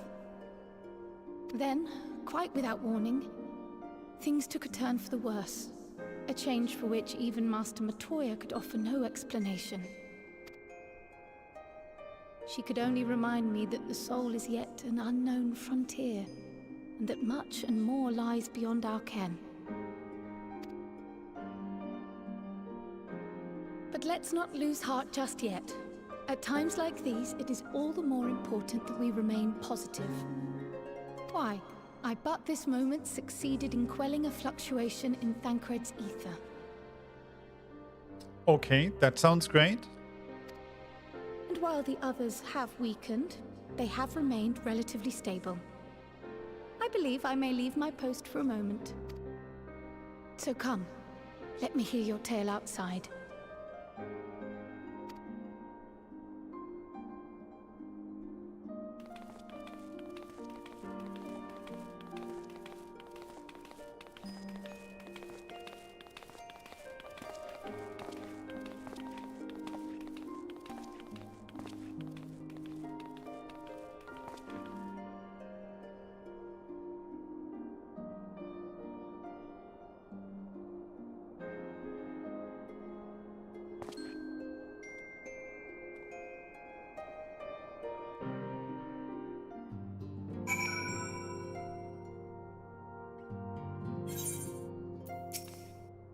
What's the news from... Oh, what news from the first? I see. Work in the spirit vessel proceeds apace, but our friends begin to falter. As they themselves have observed, the link between body and soul has weakened. It's as simple as that. For now, I'm still able to quell the fluctuations in the ether, but it's only a matter of time. We'll lose them if we don't act soon. So if the Exarch is ready to attempt something, let him attempt it. As for the spirit vessel himself, if we seek to draw upon elegant wisdom, we could do worse than consult an expert in the field. And I think I know just the man. Time being against us, it may be best if I go and solicit his aid in person, even if it does mean leaving my patients.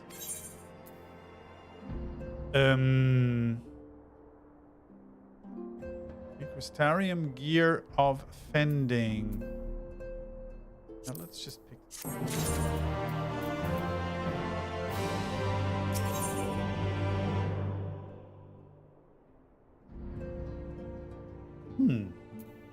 Judging by her sheepish expression, Tataru has a favor to ask. Daedalus, could you spare a moment while Kryl goes and finds these experts of hers? I mean, there's a gift I was hoping to send to our friends in the first, you see, and since we might be waiting a while, I wondered if you wouldn't mind giving me a hand with it. My first attempt turned out well, so now I'm going to make it properly. I'll be in the kitchen at the House of Splendors. Meet me there. Gonna just bake them a cake? Well, I had better be off too. I shall see you soon, either here or at the house, depending on how our patients fare in my absence.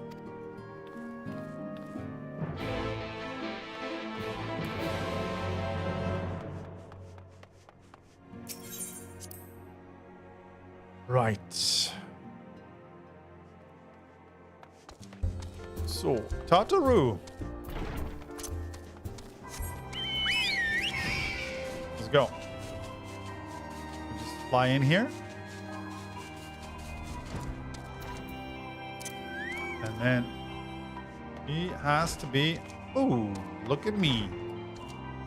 Look at me and my splendid sense of orientation. There you are. As I'm sure you've guessed, the gift is a bit of home cooking. Unlike Kryl, I can't do much to help our friends directly, but that doesn't mean I've been idle. No, I've been doing my best for the Order. Taking on this job and that... What? I've been doing my best for the Order, taking on this job and that to keep our coffers full. I've even helped out with the Ishgardian restoration. And in the course of all this, my culinary skills have come on quite a bit. So I thought, why not make something for our friends? It's baking in the oven as we speak. Shouldn't be long now.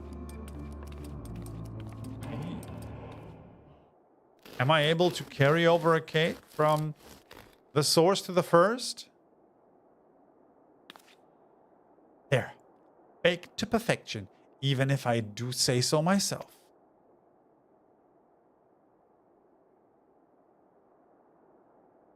Is this... Your cake looks like bread. Smells great.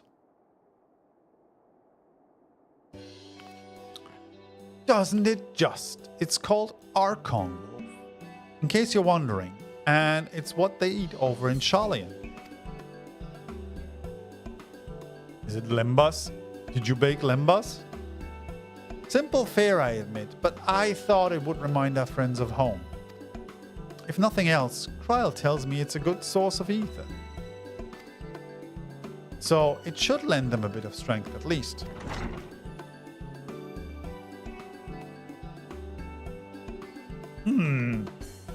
There truly is nothing like the smell of bread fresh from the oven. Kryl! And if it isn't Rambros too.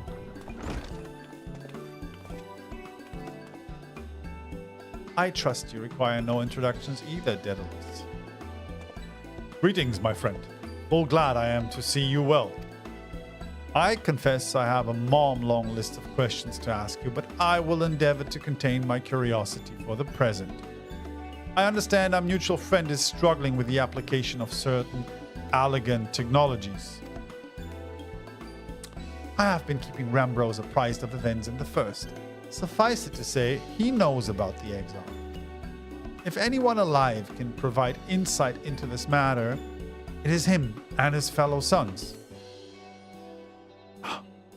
Loath as I am to disappoint you after so glowing an endorsement, memory transference was the sole province of Allegan royalty, its mechanisms closely guarded secrets. If any record of them remains, we have yet to find it. To wit, I regret that I can offer no solution to your problem. Which begs the question of why I bothered to come here, empty-handed as I am. The answer being, rather brazenly, to ask a favor. I would have you relay a message to our comrade. Tell him that we never doubted him. Never doubted that he would achieve all that he said he would. Those of us who remained behind have yet to play our part. But when the time comes, he may rest easy in the knowledge that we will most assuredly do so. And then the tower shall shine once more as a beacon of hope, in this world and beyond. So tell him that we consider his duty done, and that he should follow his heart now. Forgive me, but do you say this to discourage him from overexerting himself, or to encourage him to hold nothing back? That is for a friend to decide, but either way, I dare say a certain someone will be unimpressed. Well, there you have it, Daedalus. If you would be so good as to see Rambrose's message and Tartaru's bread to their intended recipients, along with my report, of course. Kryl, before I wrap up the bread, would you mind giving it a try, just to make sure everything is as it should be? But of course, I'm always happy to lend you my taste buds. Aw, buddies.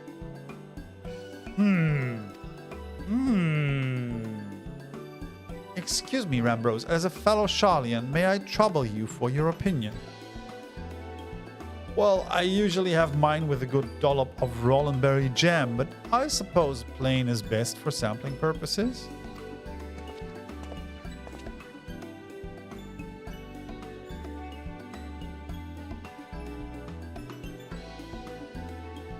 Munch, munch. I see. Oh no, is it that bad? It is indeed, Tartaru. Dense and unpleasant. Exactly as it should be. Just so, the very taste of home. As you might expect, our countrymen have amassed a wealth of culinary wisdom from every corner of the world, but our native cuisine is, shall we say, a little lacking.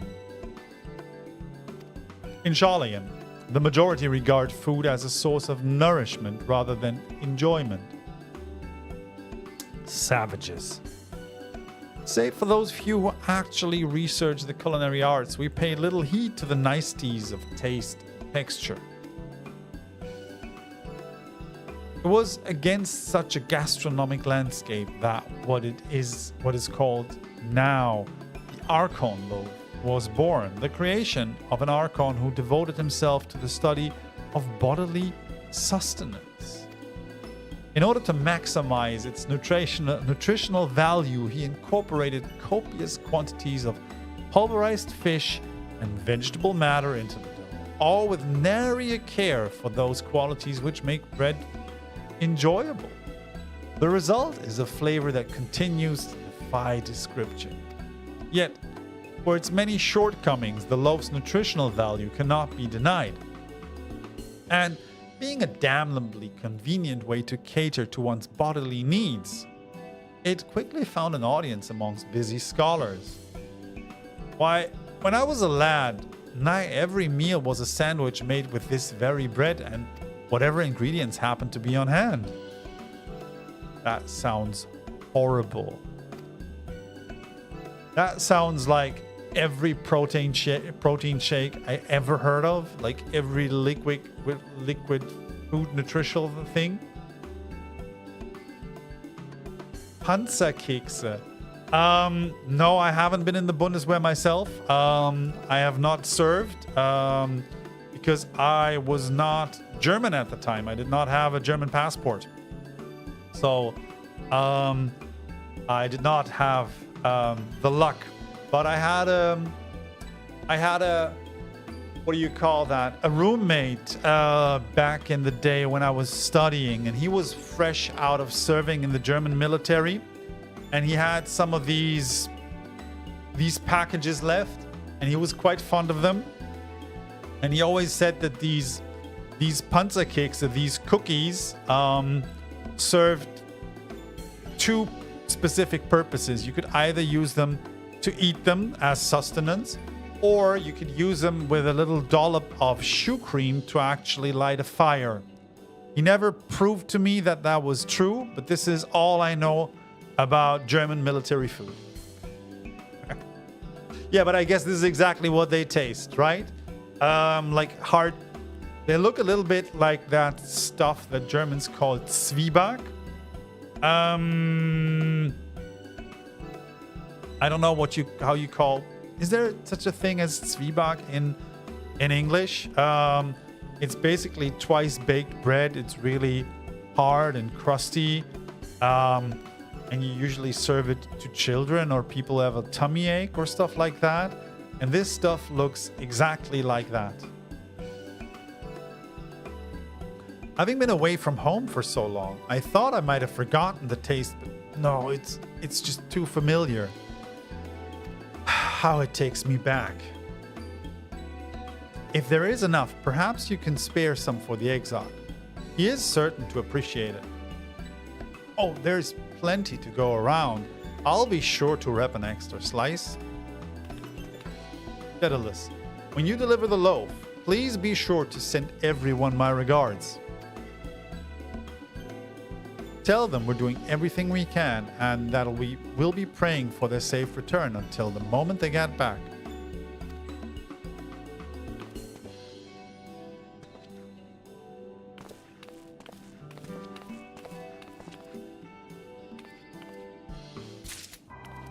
Right, folks. We'll just take a short 5-minute break for me to refresh my drink.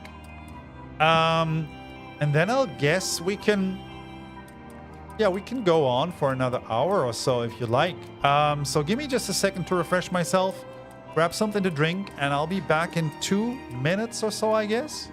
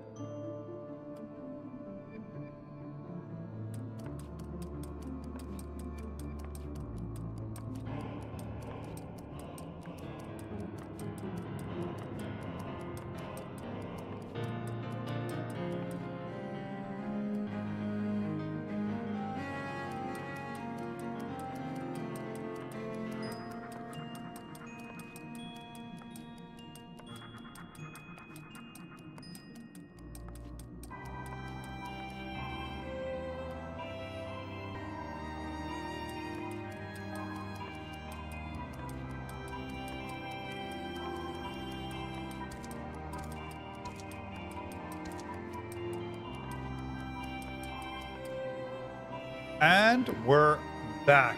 Thank you very much for bearing with me. So, I guess we're playing Deliveroo here, right?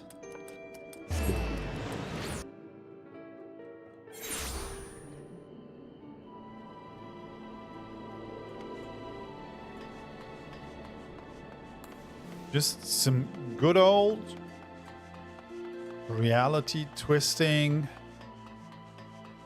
planet hopping Deliveroo.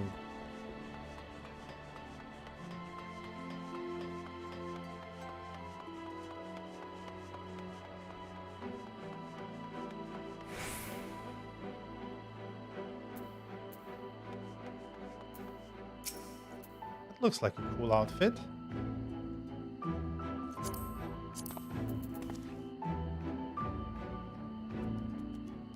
Blood hemp and chest wrap. Okay. Yeah, I'm not sure how this would look on me. I'm not a big fan, but it definitely looks cool on her. Do you have business with a Crystal Exarch? Just say the word and I would be happy to escort you to the Ocular.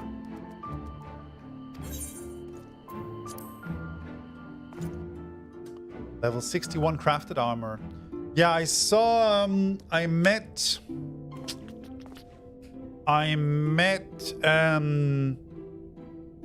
so during the, give me a second here, during the Boson Resistance quest line that I started, the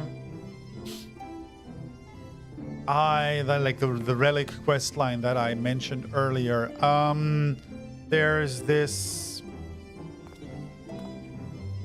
you meet another Mikote who has... Oh no, I think that was during the Sorrow of Werlet quest line. You meet an Aura who has a quite cute little outfit. And I tried to reproduce it through the market, but honestly, it was so expensive that I decided to wait for better prices and didn't go for it. Or I have to craft it myself at some point. Choices. Welcome back, my friend. How was your journey? Here, have some bread. I have no solutions to our problems, but I have brought bread. By the 12th Harkon loaf. How did you come by this? I'd swear it had come straight from Charlian.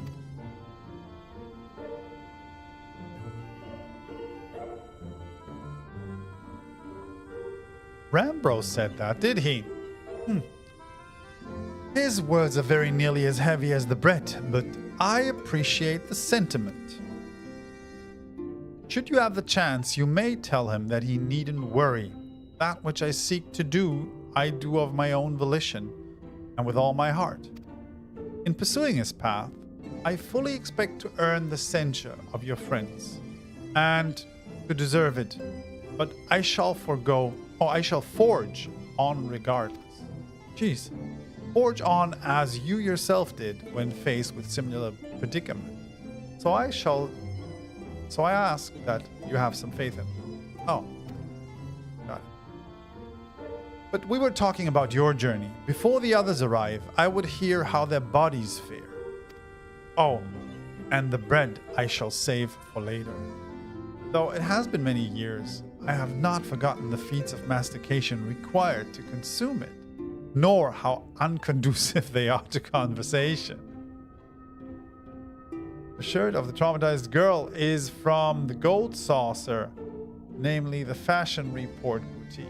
You need a certain score for a few weeks to unlock it together with some other stuff. Oh God. No, you mean Ali. Yeah, you mean Ali. No, I meant the other aura. There's an aura who's wearing like a cap and a white healer shirt. I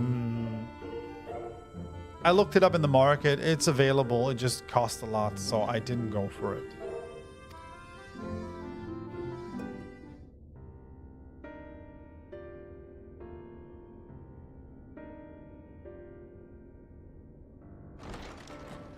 Yes, the childhood friend, exactly.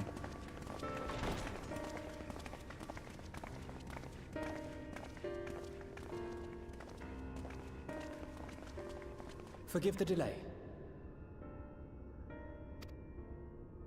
We have visited every region and confirmed the presence of Ascians throughout the realm. What? Lest a grave predicament be made to seem hopeless, it should be noted that they are of inferior rank. The black masked minions who answer to the red. Okay. Yes, a gaggle of schemers attempting to exploit recent events to sow the seeds of petty conflict. Fortunately, nothing of any great concern has come of their meddling just yet. We also encountered a number of the Crystarium's former defenders, busily solving this problem and that in a bid to become warriors of light. Their zeal is to be applauded. 'Tis but a pity I cannot encourage them on their cause. Not knowing Elidibus set them upon it, no. Both the troubles to be solved and the villains to be vanquished are his doing too, like as not.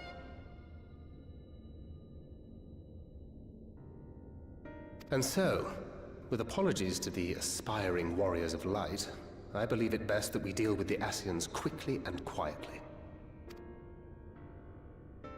I quite agree. But tell us, what news from the source? How Oh shit, sorry. Well enough, though time is not on our side. I'm sorry, but things have taken a turn for the worse.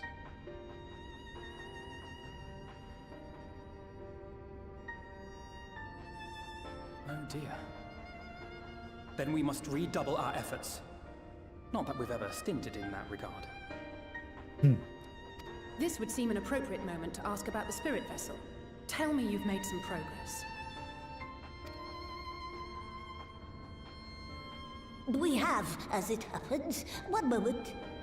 Oh god, I love her voice.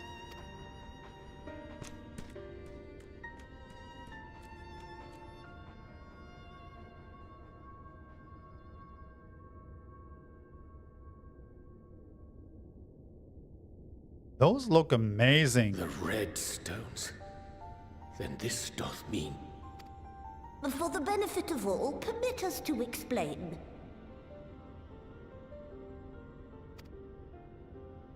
Red As you lyrium. will recall, using white auracite as our starting point, we fashioned a vessel for mind and memory both.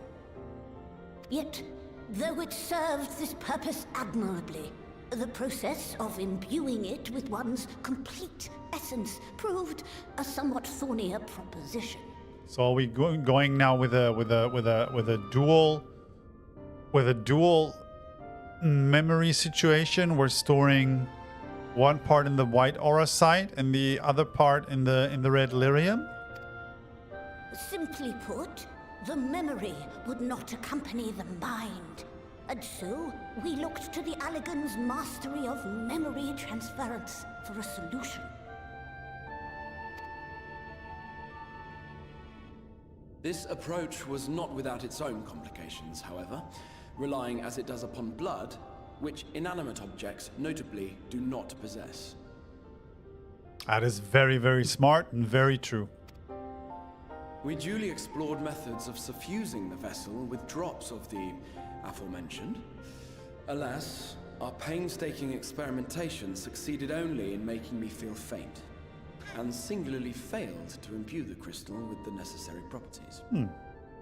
It was then that an idea occurred to me, namely that we might fuse the vessel not with normal blood, but with my crystallized essence. Ew.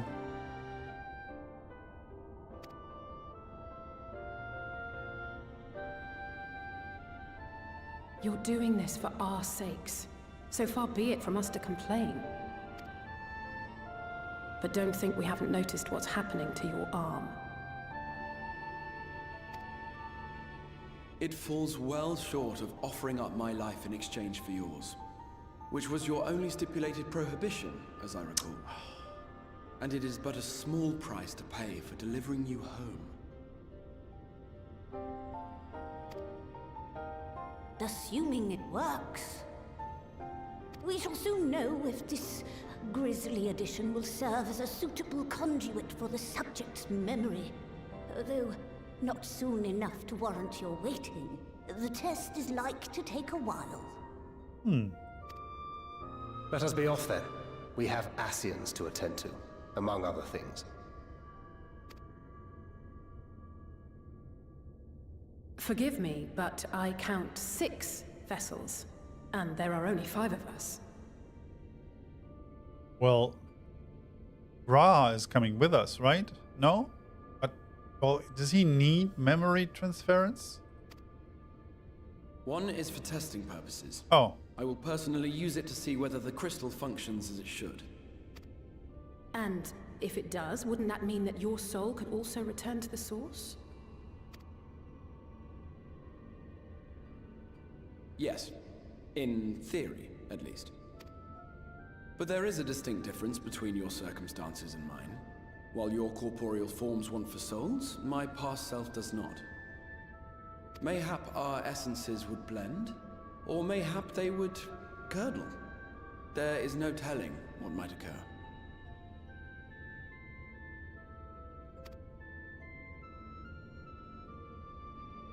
And you'd be willing to take that risk?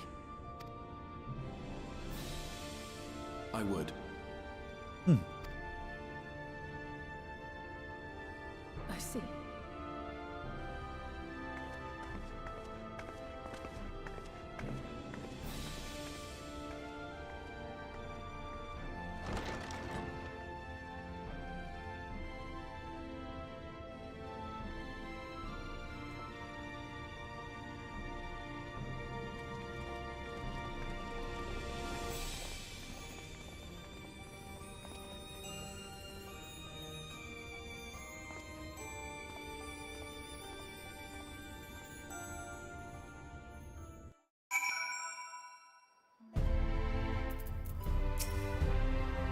Hast thou a moment?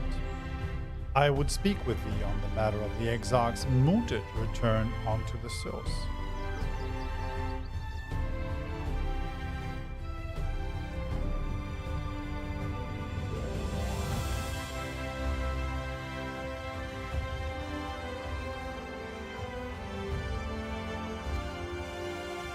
Thou wilt have observed that our friend spake not in certainties.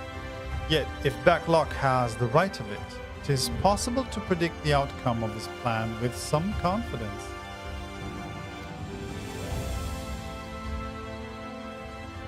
And it is their assessment that, given the opportunity, the Exarch's soul should successfully merge with that of his younger self.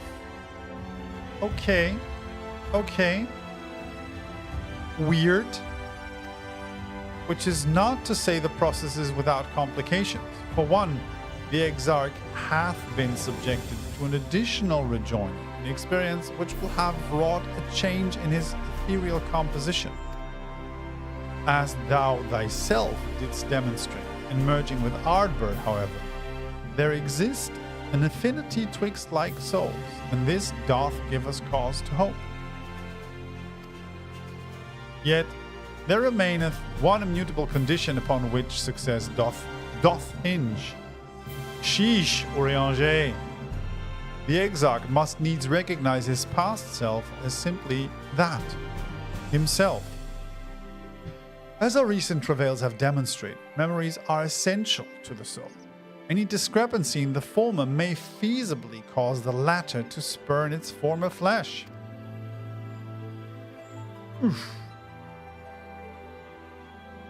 It is a seemingly simple yet complex problem. For nigh on a century, our friend hath striven only to deliver this realm, to deliver thee, and to that singular end did he cast aside his very name, that he might assume the mantle of the Crystal Exarch. Henceforth, none can say what choices our friend will make, but I thought it only right that thou be made aware of these truths. Man. Crystarium gear of healing, aiming, scouting. Yeah, let's take the healing here. I think we have some with item level 430 still in here. We can replace those at some point. Any chance for noble sacrifice? Raha be like, hold my beer. Man. I mean, to be honest, there is a long list of noble sacrifices in this game, right? We've been talking about some of them earlier, right? Isael, the stupid Lalafell. Sorry for calling him stupid, by the way. The Lalafell that sacrificed himself with the staff in Heaven's Word.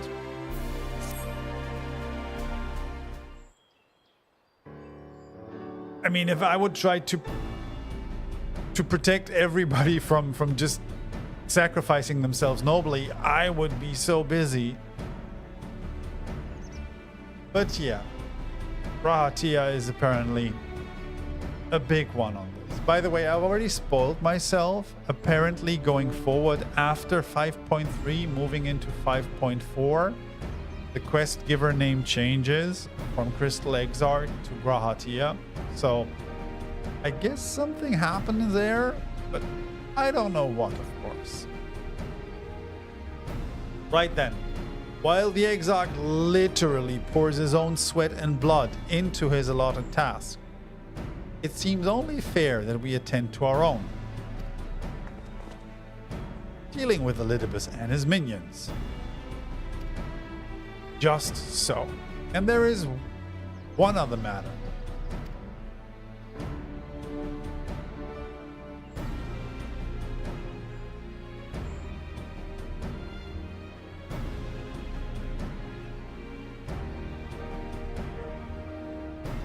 In light of our deteriorating health, Y'shtola should not be left alone. Might I trouble you to visit her, Elidibus? See that all is well. I would go myself, but I think she might be safer in the hands of one less prone to collapsing. Oh no, we all agree that Rahatia needs some help, some rest, right? Totally, absolutely.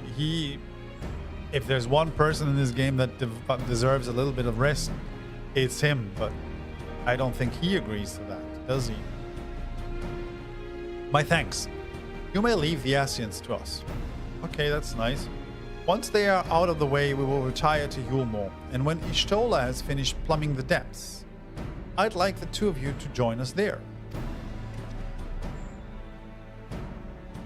If you are bound for an item, I suggest you go visit... you go via Venmont Yards. I have friends there will be glad to provide a boat for you. Let us be on our way then. Don't do anything I wouldn't do. I mean, you've done some stupid shit, Thancred, so that really doesn't tell me anything. Wait, I have a gift from you. For you, from Tataru. I have a delivery from the source, Kupo, courtesy of one Tataru Taru. Papa Limo, yeah, exactly.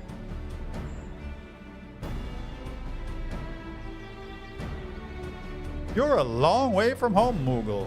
And this is from Tataru, is it? Whatever could it be?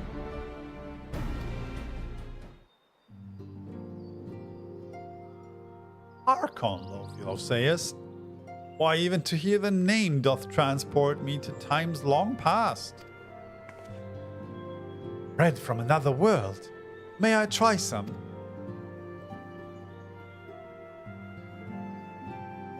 Also, he was the oldest of the Scions, in his 40s. Papa Limo? Good to know. Mayest thou, child? Thou must! That said, though I personally disagree with the consensus, I do nonetheless advise thee to temper thine expectations. Wiser words have never been uttered.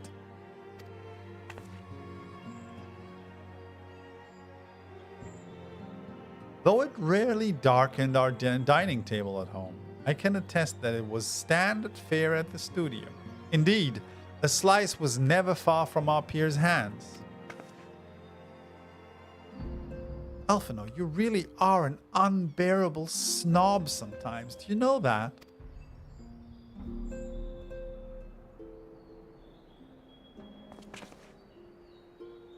What I believe my colleagues are trying to say is that we appreciate the gesture. Tell Tataru we'll do our best to return before she's forced to seek further supplementary employment. That is so cute. Right. Let's really be off now. We can find a drink to wash down the bread on the way.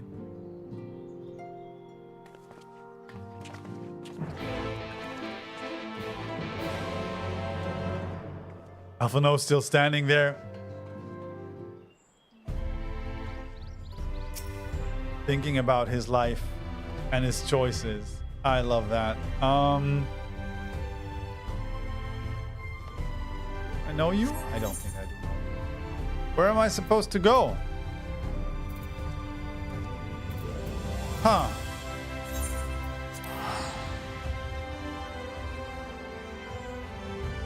Let's take a ship, I guess.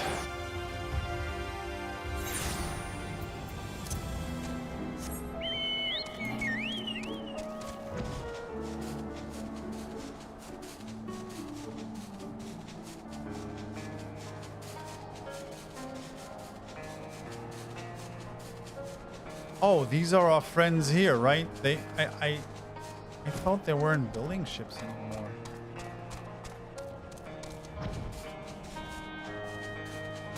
Right? Oh, if it ain't the Warrior of Darkness himself, what brings you to these parts? Heading out to the sea, eh?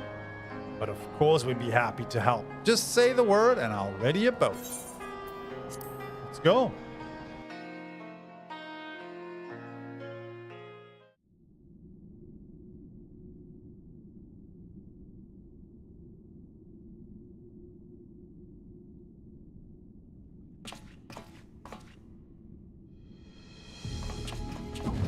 Oh no! You Excellent. have got to be kidding me. I had intended to speak with you alone.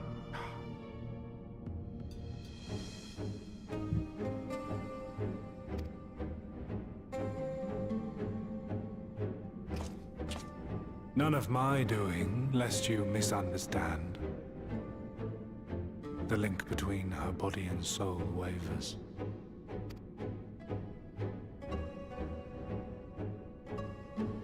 I know not what you hoped to find here, but it will avail you naught to learn of our past.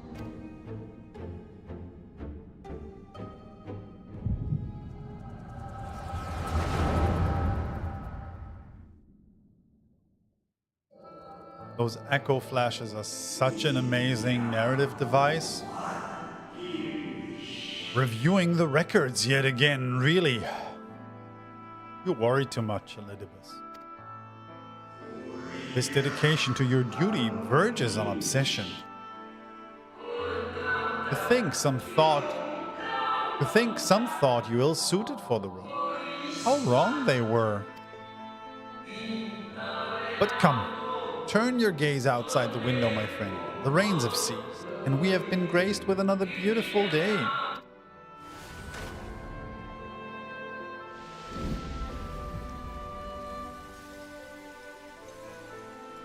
It fades. Fades away into oblivion. Does the world no longer have need of me? No. I am Elidibus, and I will fulfill my duty.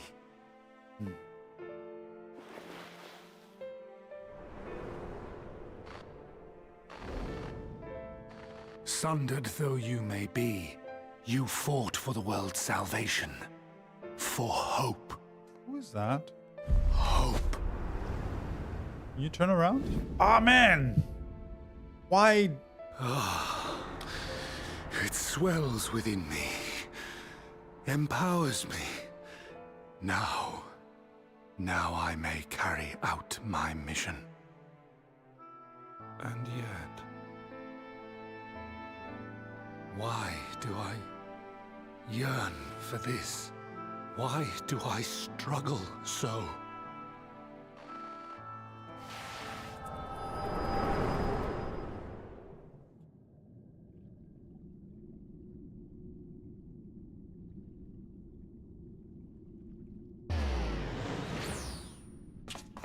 You just banned her away? I shall take her into my safekeeping. If you want her back, you will do as I ask. Oh boy. You shouldn't have done that.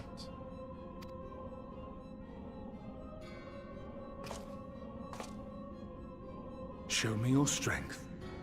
I would take your measure. Oof.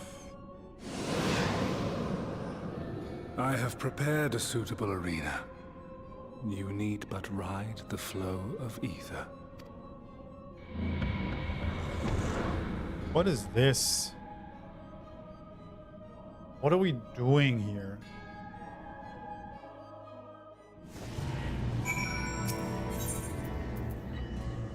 Okay.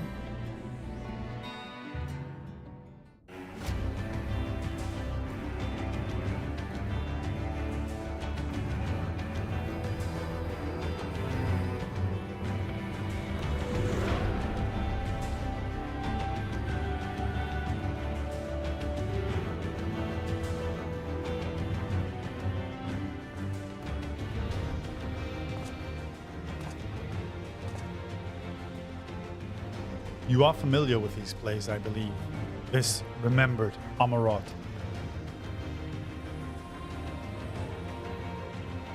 Proceed to the capital. I shall return your comrade to you there. Oh, man.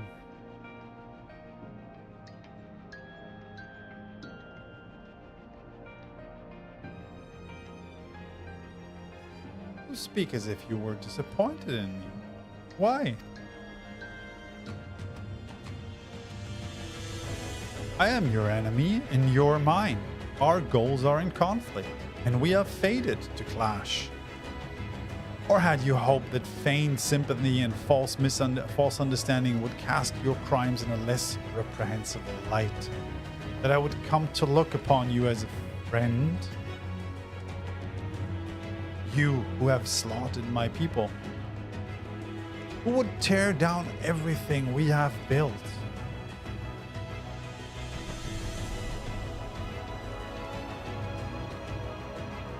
You do not deny it then. Very well, let us change the cast of this trial.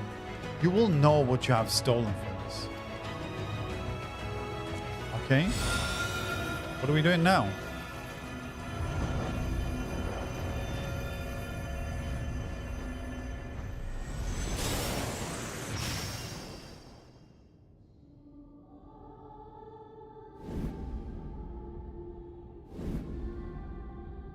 That is an interesting choice.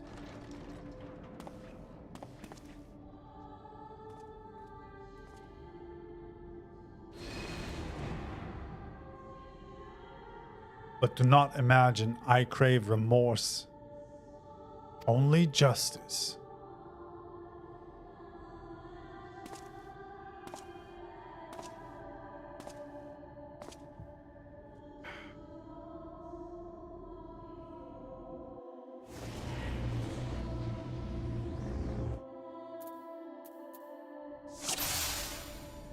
Okay, what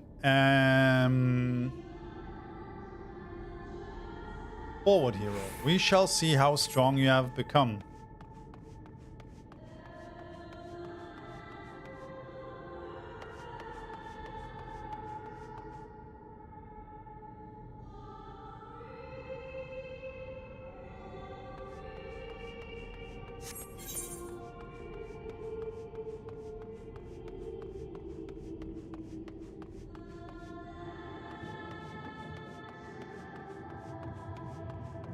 Let us begin.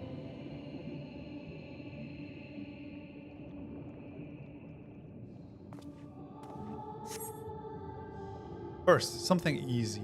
Those whom a budding hero might encounter at the beginning of his tale. And I believe I have the perfect subjects. Oh wow, you are such an asshole.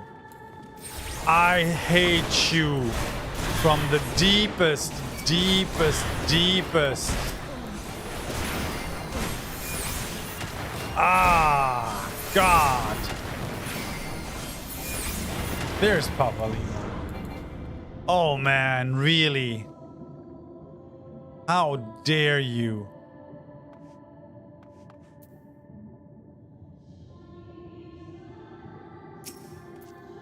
All too easy, I see. But at least you now understand the rules. Thus will we make our way to the capital. That was in poor taste even for you. That appearances should unsettle you so. I was under the impression you simply destroyed all who barred your way, sparing nary a thought to the possibility that your foe could be someone's beloved. But come, we shouldn't dwell on the beginning when so much of your story awaits. Oh man. Oh man. Oh, we're gonna...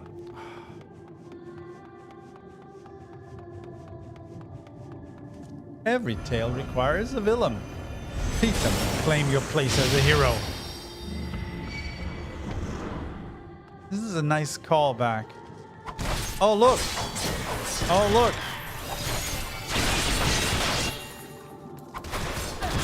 Double shields. Ain't that crazy?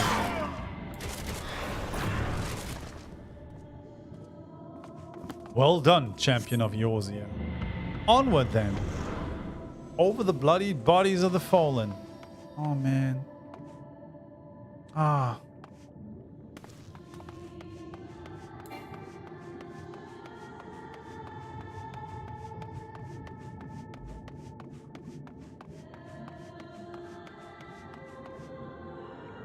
Oh no, the princess. The poisoning of the princess. Who could forget the Crystal Braves, that idealistic, pathetic dream born from a malformed creature? Yuyuhase, Laurentius, and Ardbert. Oh man,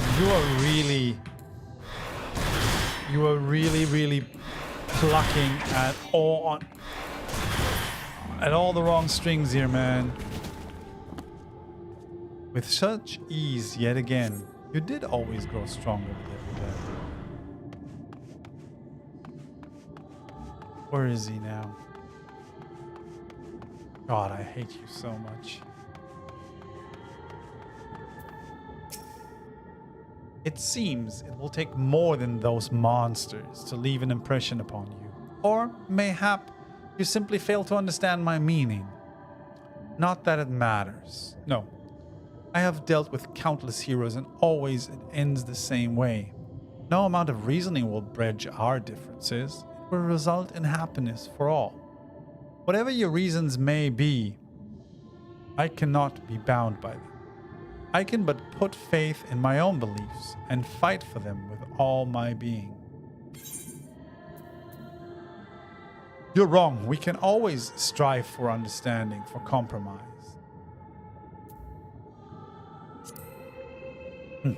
How very naive. If you are willing to compromise on your beliefs, you all but admit that they are flawed. And I assure you, I have no intention of compromising mine. Come what may, I will fulfill my mission as Elidibus. But enough talk. It is not your assertions I wish to know, but your strength.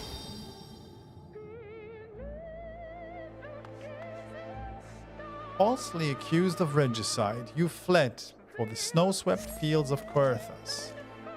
Yes, I remember that. Oh no, my buddy. Oh no.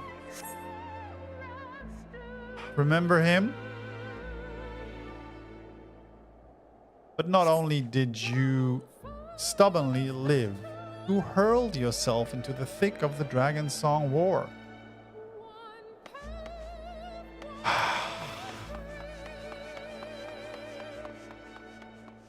I did indeed.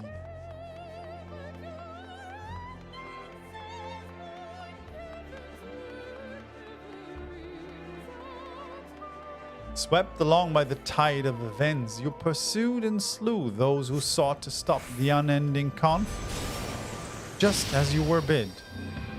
Or was it a thirst for vengeance that drove you? Oh, Thordan and his knights, that's nice.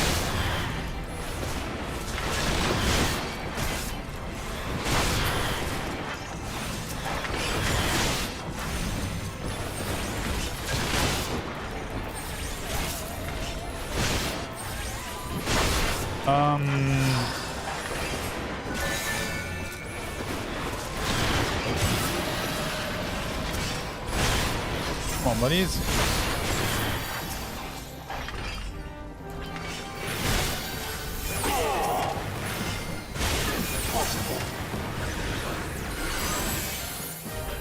I trust you are beginning to limber up. Do keep up the fine form. Ardbert, who said he'd rather cut off his own arm than betray a friend. The hate runs deep. Oh man, this is... Those are some really nasty callbacks. Oh no. Remember the stupid boy and his little page? His little twink friend? Oh man. He was such a dumb boy. He's such a dumb boy. He made so many mistakes.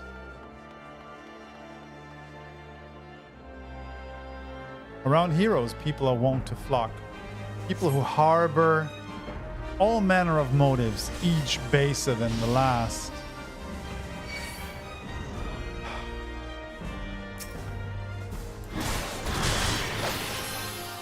Why do you force me to fight Emmerich and Lucia? This is... man.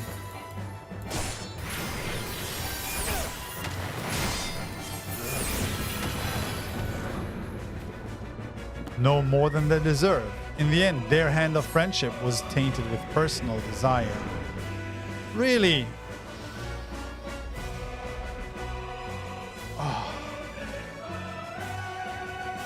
Honestly, Laurentius was entirely our fault. We had landed that guy in jail for helping the Garleans. I'm still confused how the writers thought we'd want to recruit him.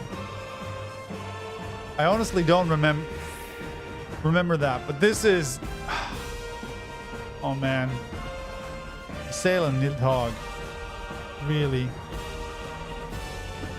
Really?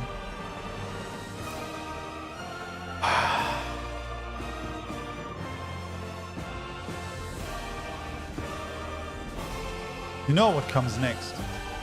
We put an end to the Dragon Song War.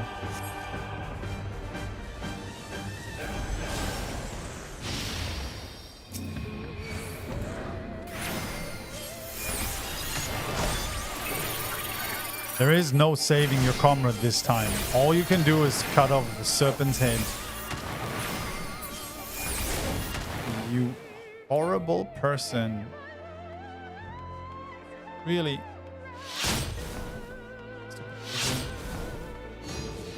Get away from me. Stop. Stop your dragooning.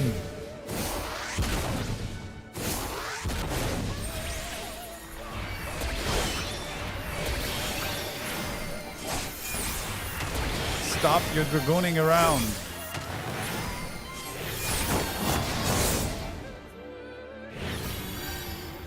And as simple as that, 1,000-year war is brought to its conclusion. But every end marks a new beginning. And for heroes such as you, there is only ever conflict.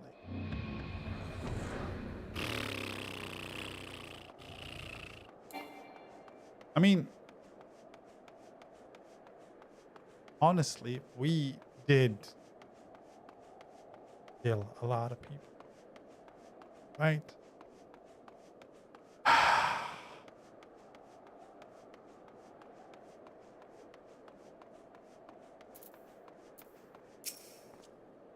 How are you enjoying the walk down memory lane? I dare say there will have been a few individuals for whom you harbor deep feelings, whose passing caused you keenest grief. That is what our people are to us. An irreplaceable existence that can ill be lost. I will save them, for they are my... Never mind. We are not here to talk. Let us return to the task at hand. Emperor Solus had kindled an insatiable flame. Garlemald was its name, and it raged across the land, consuming all in its path. Following the trail of ash, you set forth for Alamigo and Doma, into a storm of blood. Again, you fought, and again you grew stronger. So strong that we could no longer control you. Yours is an unnatural, beastly strength, and we shall lay it bare.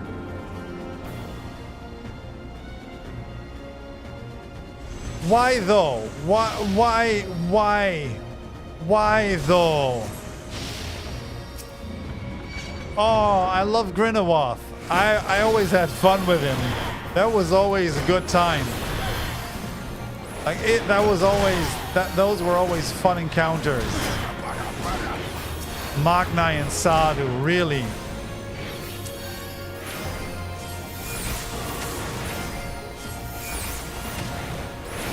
Yeah, Tsuyu definitely deserved more than this.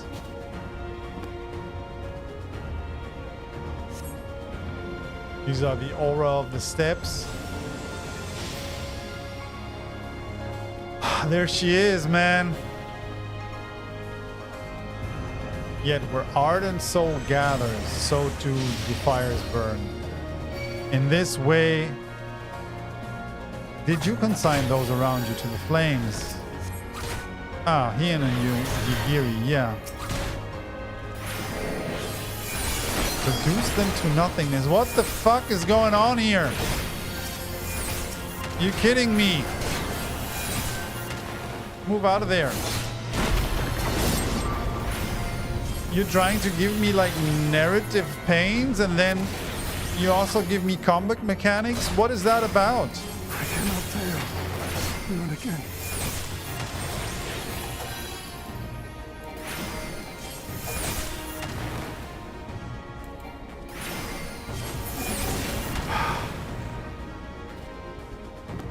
Did not hesitate, or perhaps could not.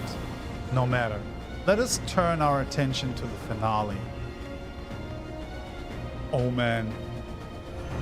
Here we shall have a test between fellow beasts. It is only fitting, would you not agree?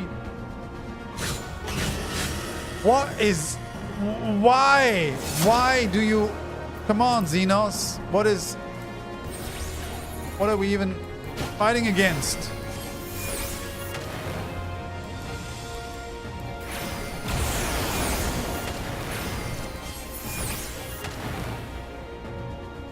Sheesh. Oh, come on, people.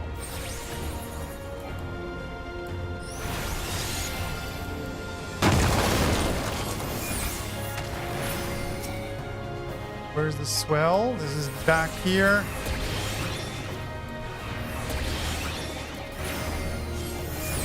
I mean, this is literally, hey, we'd like you to pay attention to game mechanics while we also try to hurt you emotionally. What have I done to you?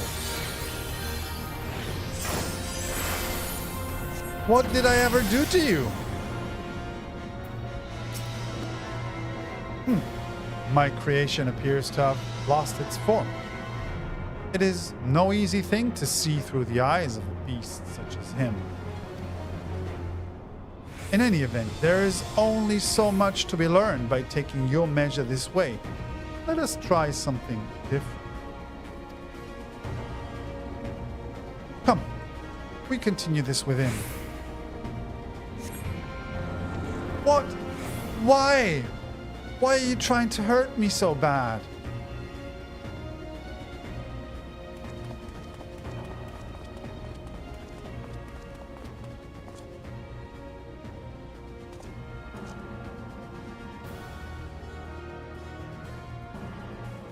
An impressive show of strength, but surely no more than a foretaste of that which Emmett Self's conqueror is capable of. Such might requires a fairer measure to compare like with like. Yes.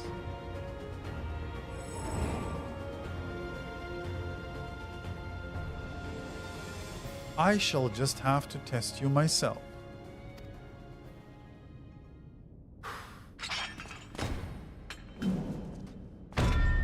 Come now. Show me what you can do. What I can do? I can do anything. I'm a healer, man. Orlan warrior Ardbert.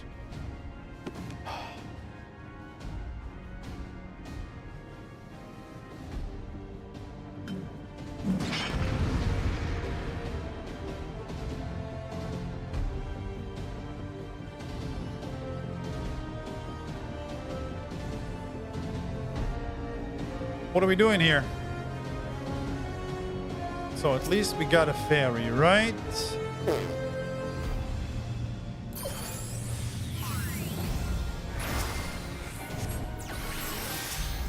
go, buddy. Come on. See what you got.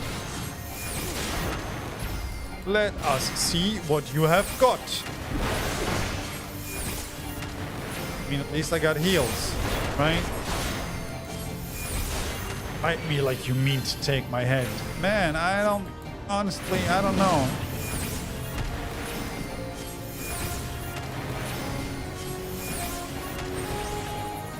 Looks like this is gonna take a while.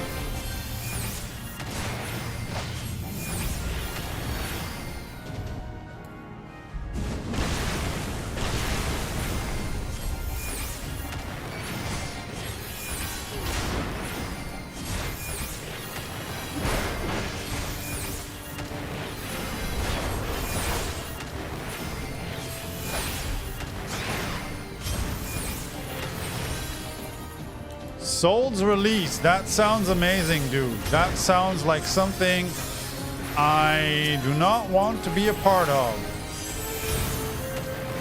I really don't. What is Souls Release doing?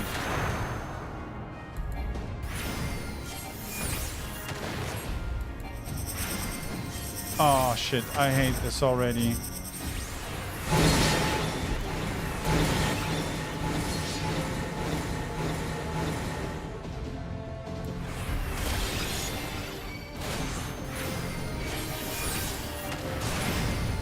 Okay, buddy.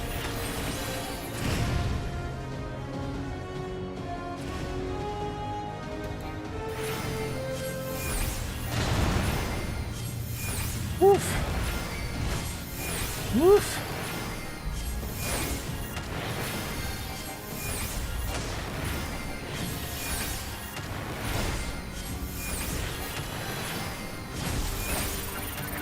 I mean, I'm not gonna say what have I ever done to you because I know what I have done to you, but shit, that hit me in the head.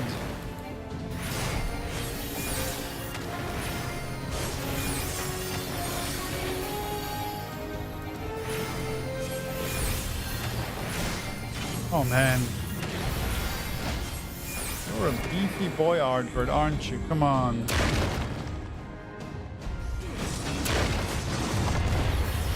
Come on, let's get out of here. Yeah.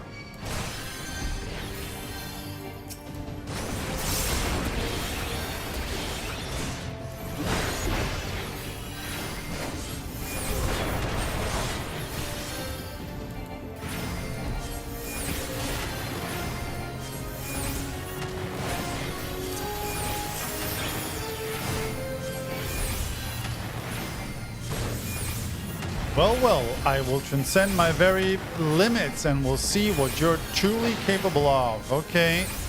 What are we casting now, man? What are we doing now?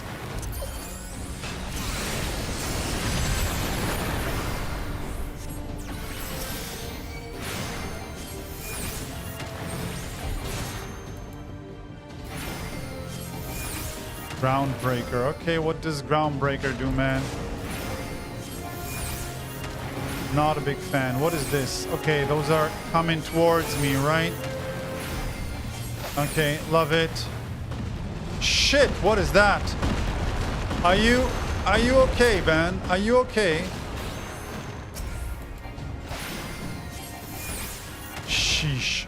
Ah. Come on.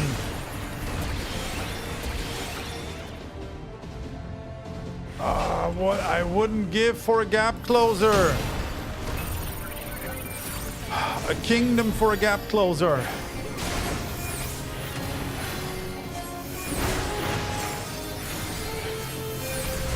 We're at 13%. Come on. Come on, Ardbert. Elidibus. Whatever you call yourself nowadays. What is this? Come on. There's another Groundbreaker. Okay. No, I think we should have him, right? Come on. Here you go. Off you pop. Go away.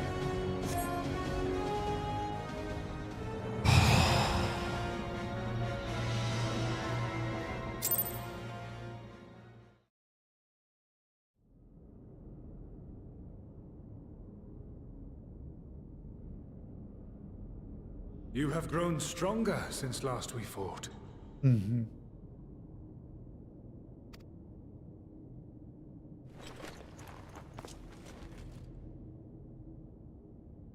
The result of your trials in the first, no doubt. Have you finished? There she is. Ah. My apologies. I freed myself as soon as I awoke, but rather too late, I see.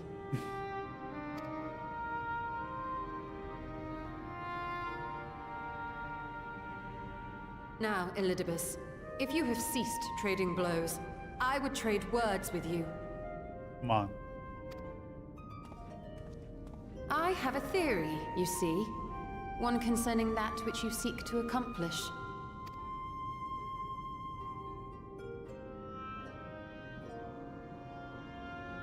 It stems from who, or rather what, you truly are. A primal.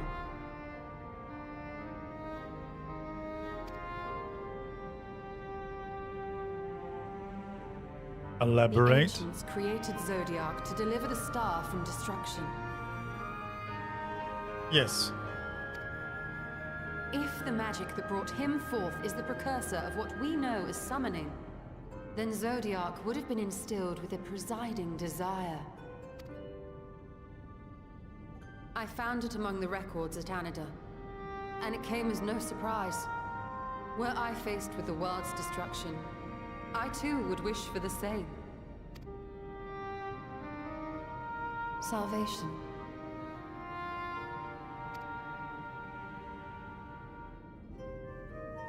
I know that you sacrificed yourself to become Zodiac's heart.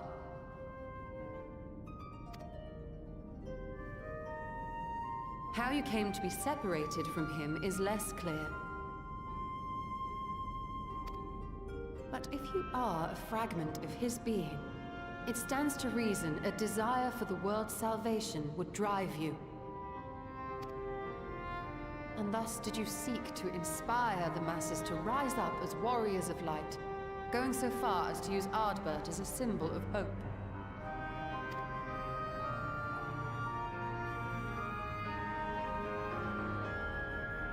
Correct on all counts. Such is my nature, and such are my methods. I have aided heroes. I have made them. I have even become them. This served not only to strengthen me, but also to facilitate the work of my brothers.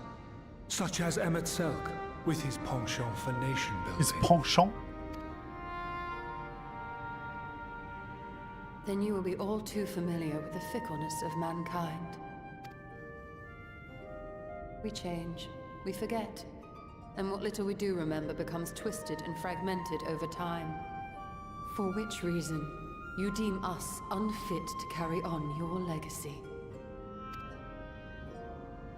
But are you, yourself, free of these foibles? As the last witness of the final days, do you remember everything that was lost? Or even the things you cared about? Get to the point. A primal is shaped by the hope that fuels it. Even should this hope be something as simple as the world's salvation, it is the collective desire of innumerable disparate souls crying out for deliverance.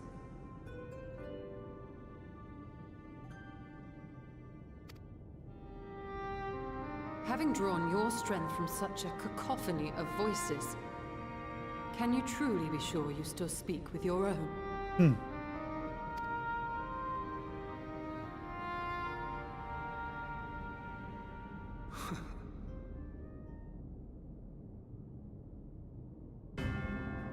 Your question is irrelevant. Is it though?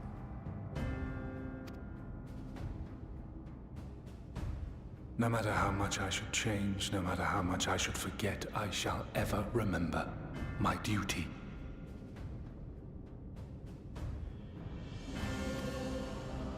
At times I stand with my brethren. At times I stand against them. All that I might steer mankind and the very star upon their true course.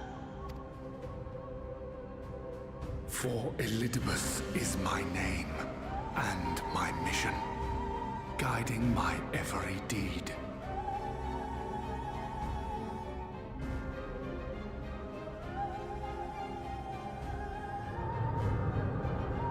But enough talk.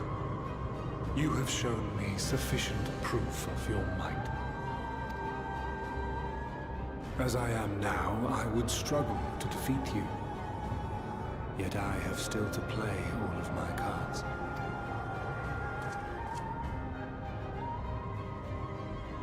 If I could offer you some semblance of sport, your lessers would pose no threat to me. Would you not agree, warrior of darkness? Are you threatening me? Are you threatening my friends? Oh man, I really don't like this guy. I really don't like him. Like if the writers... But he admits during the 5.0 MSQ that Zodiark was too powerful for the ancients to resist. And he was indeed tempered. No, I don't think I've seen that. I'm not sure I remember that. But if the writers are trying to make me hate this guy, they are really doing a great job. They're really doing a great job. Like, man. Whoa. It has been an eventful morning. If indeed it is morning. I've no idea how long I was unconscious. Regardless, I am gratified to see that my efforts at Anidar have borne fruit. We have confirmed the nature of our foe and his plot. Now, what news from the surface?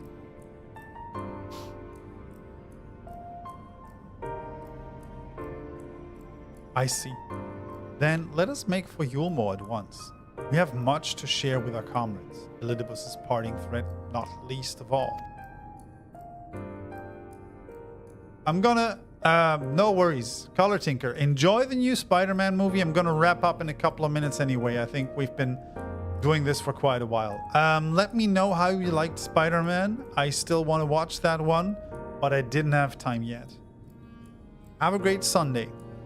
Ah, but forgive me. It would seem my belongings did not accompany me here. I will need to retrieve them from Anidar. With luck, the ethereal stream universe still lingers. I won't be long.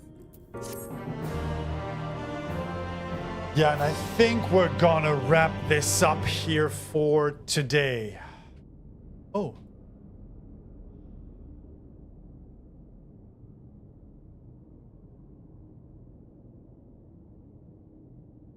Oh, the mask. No. A crystal.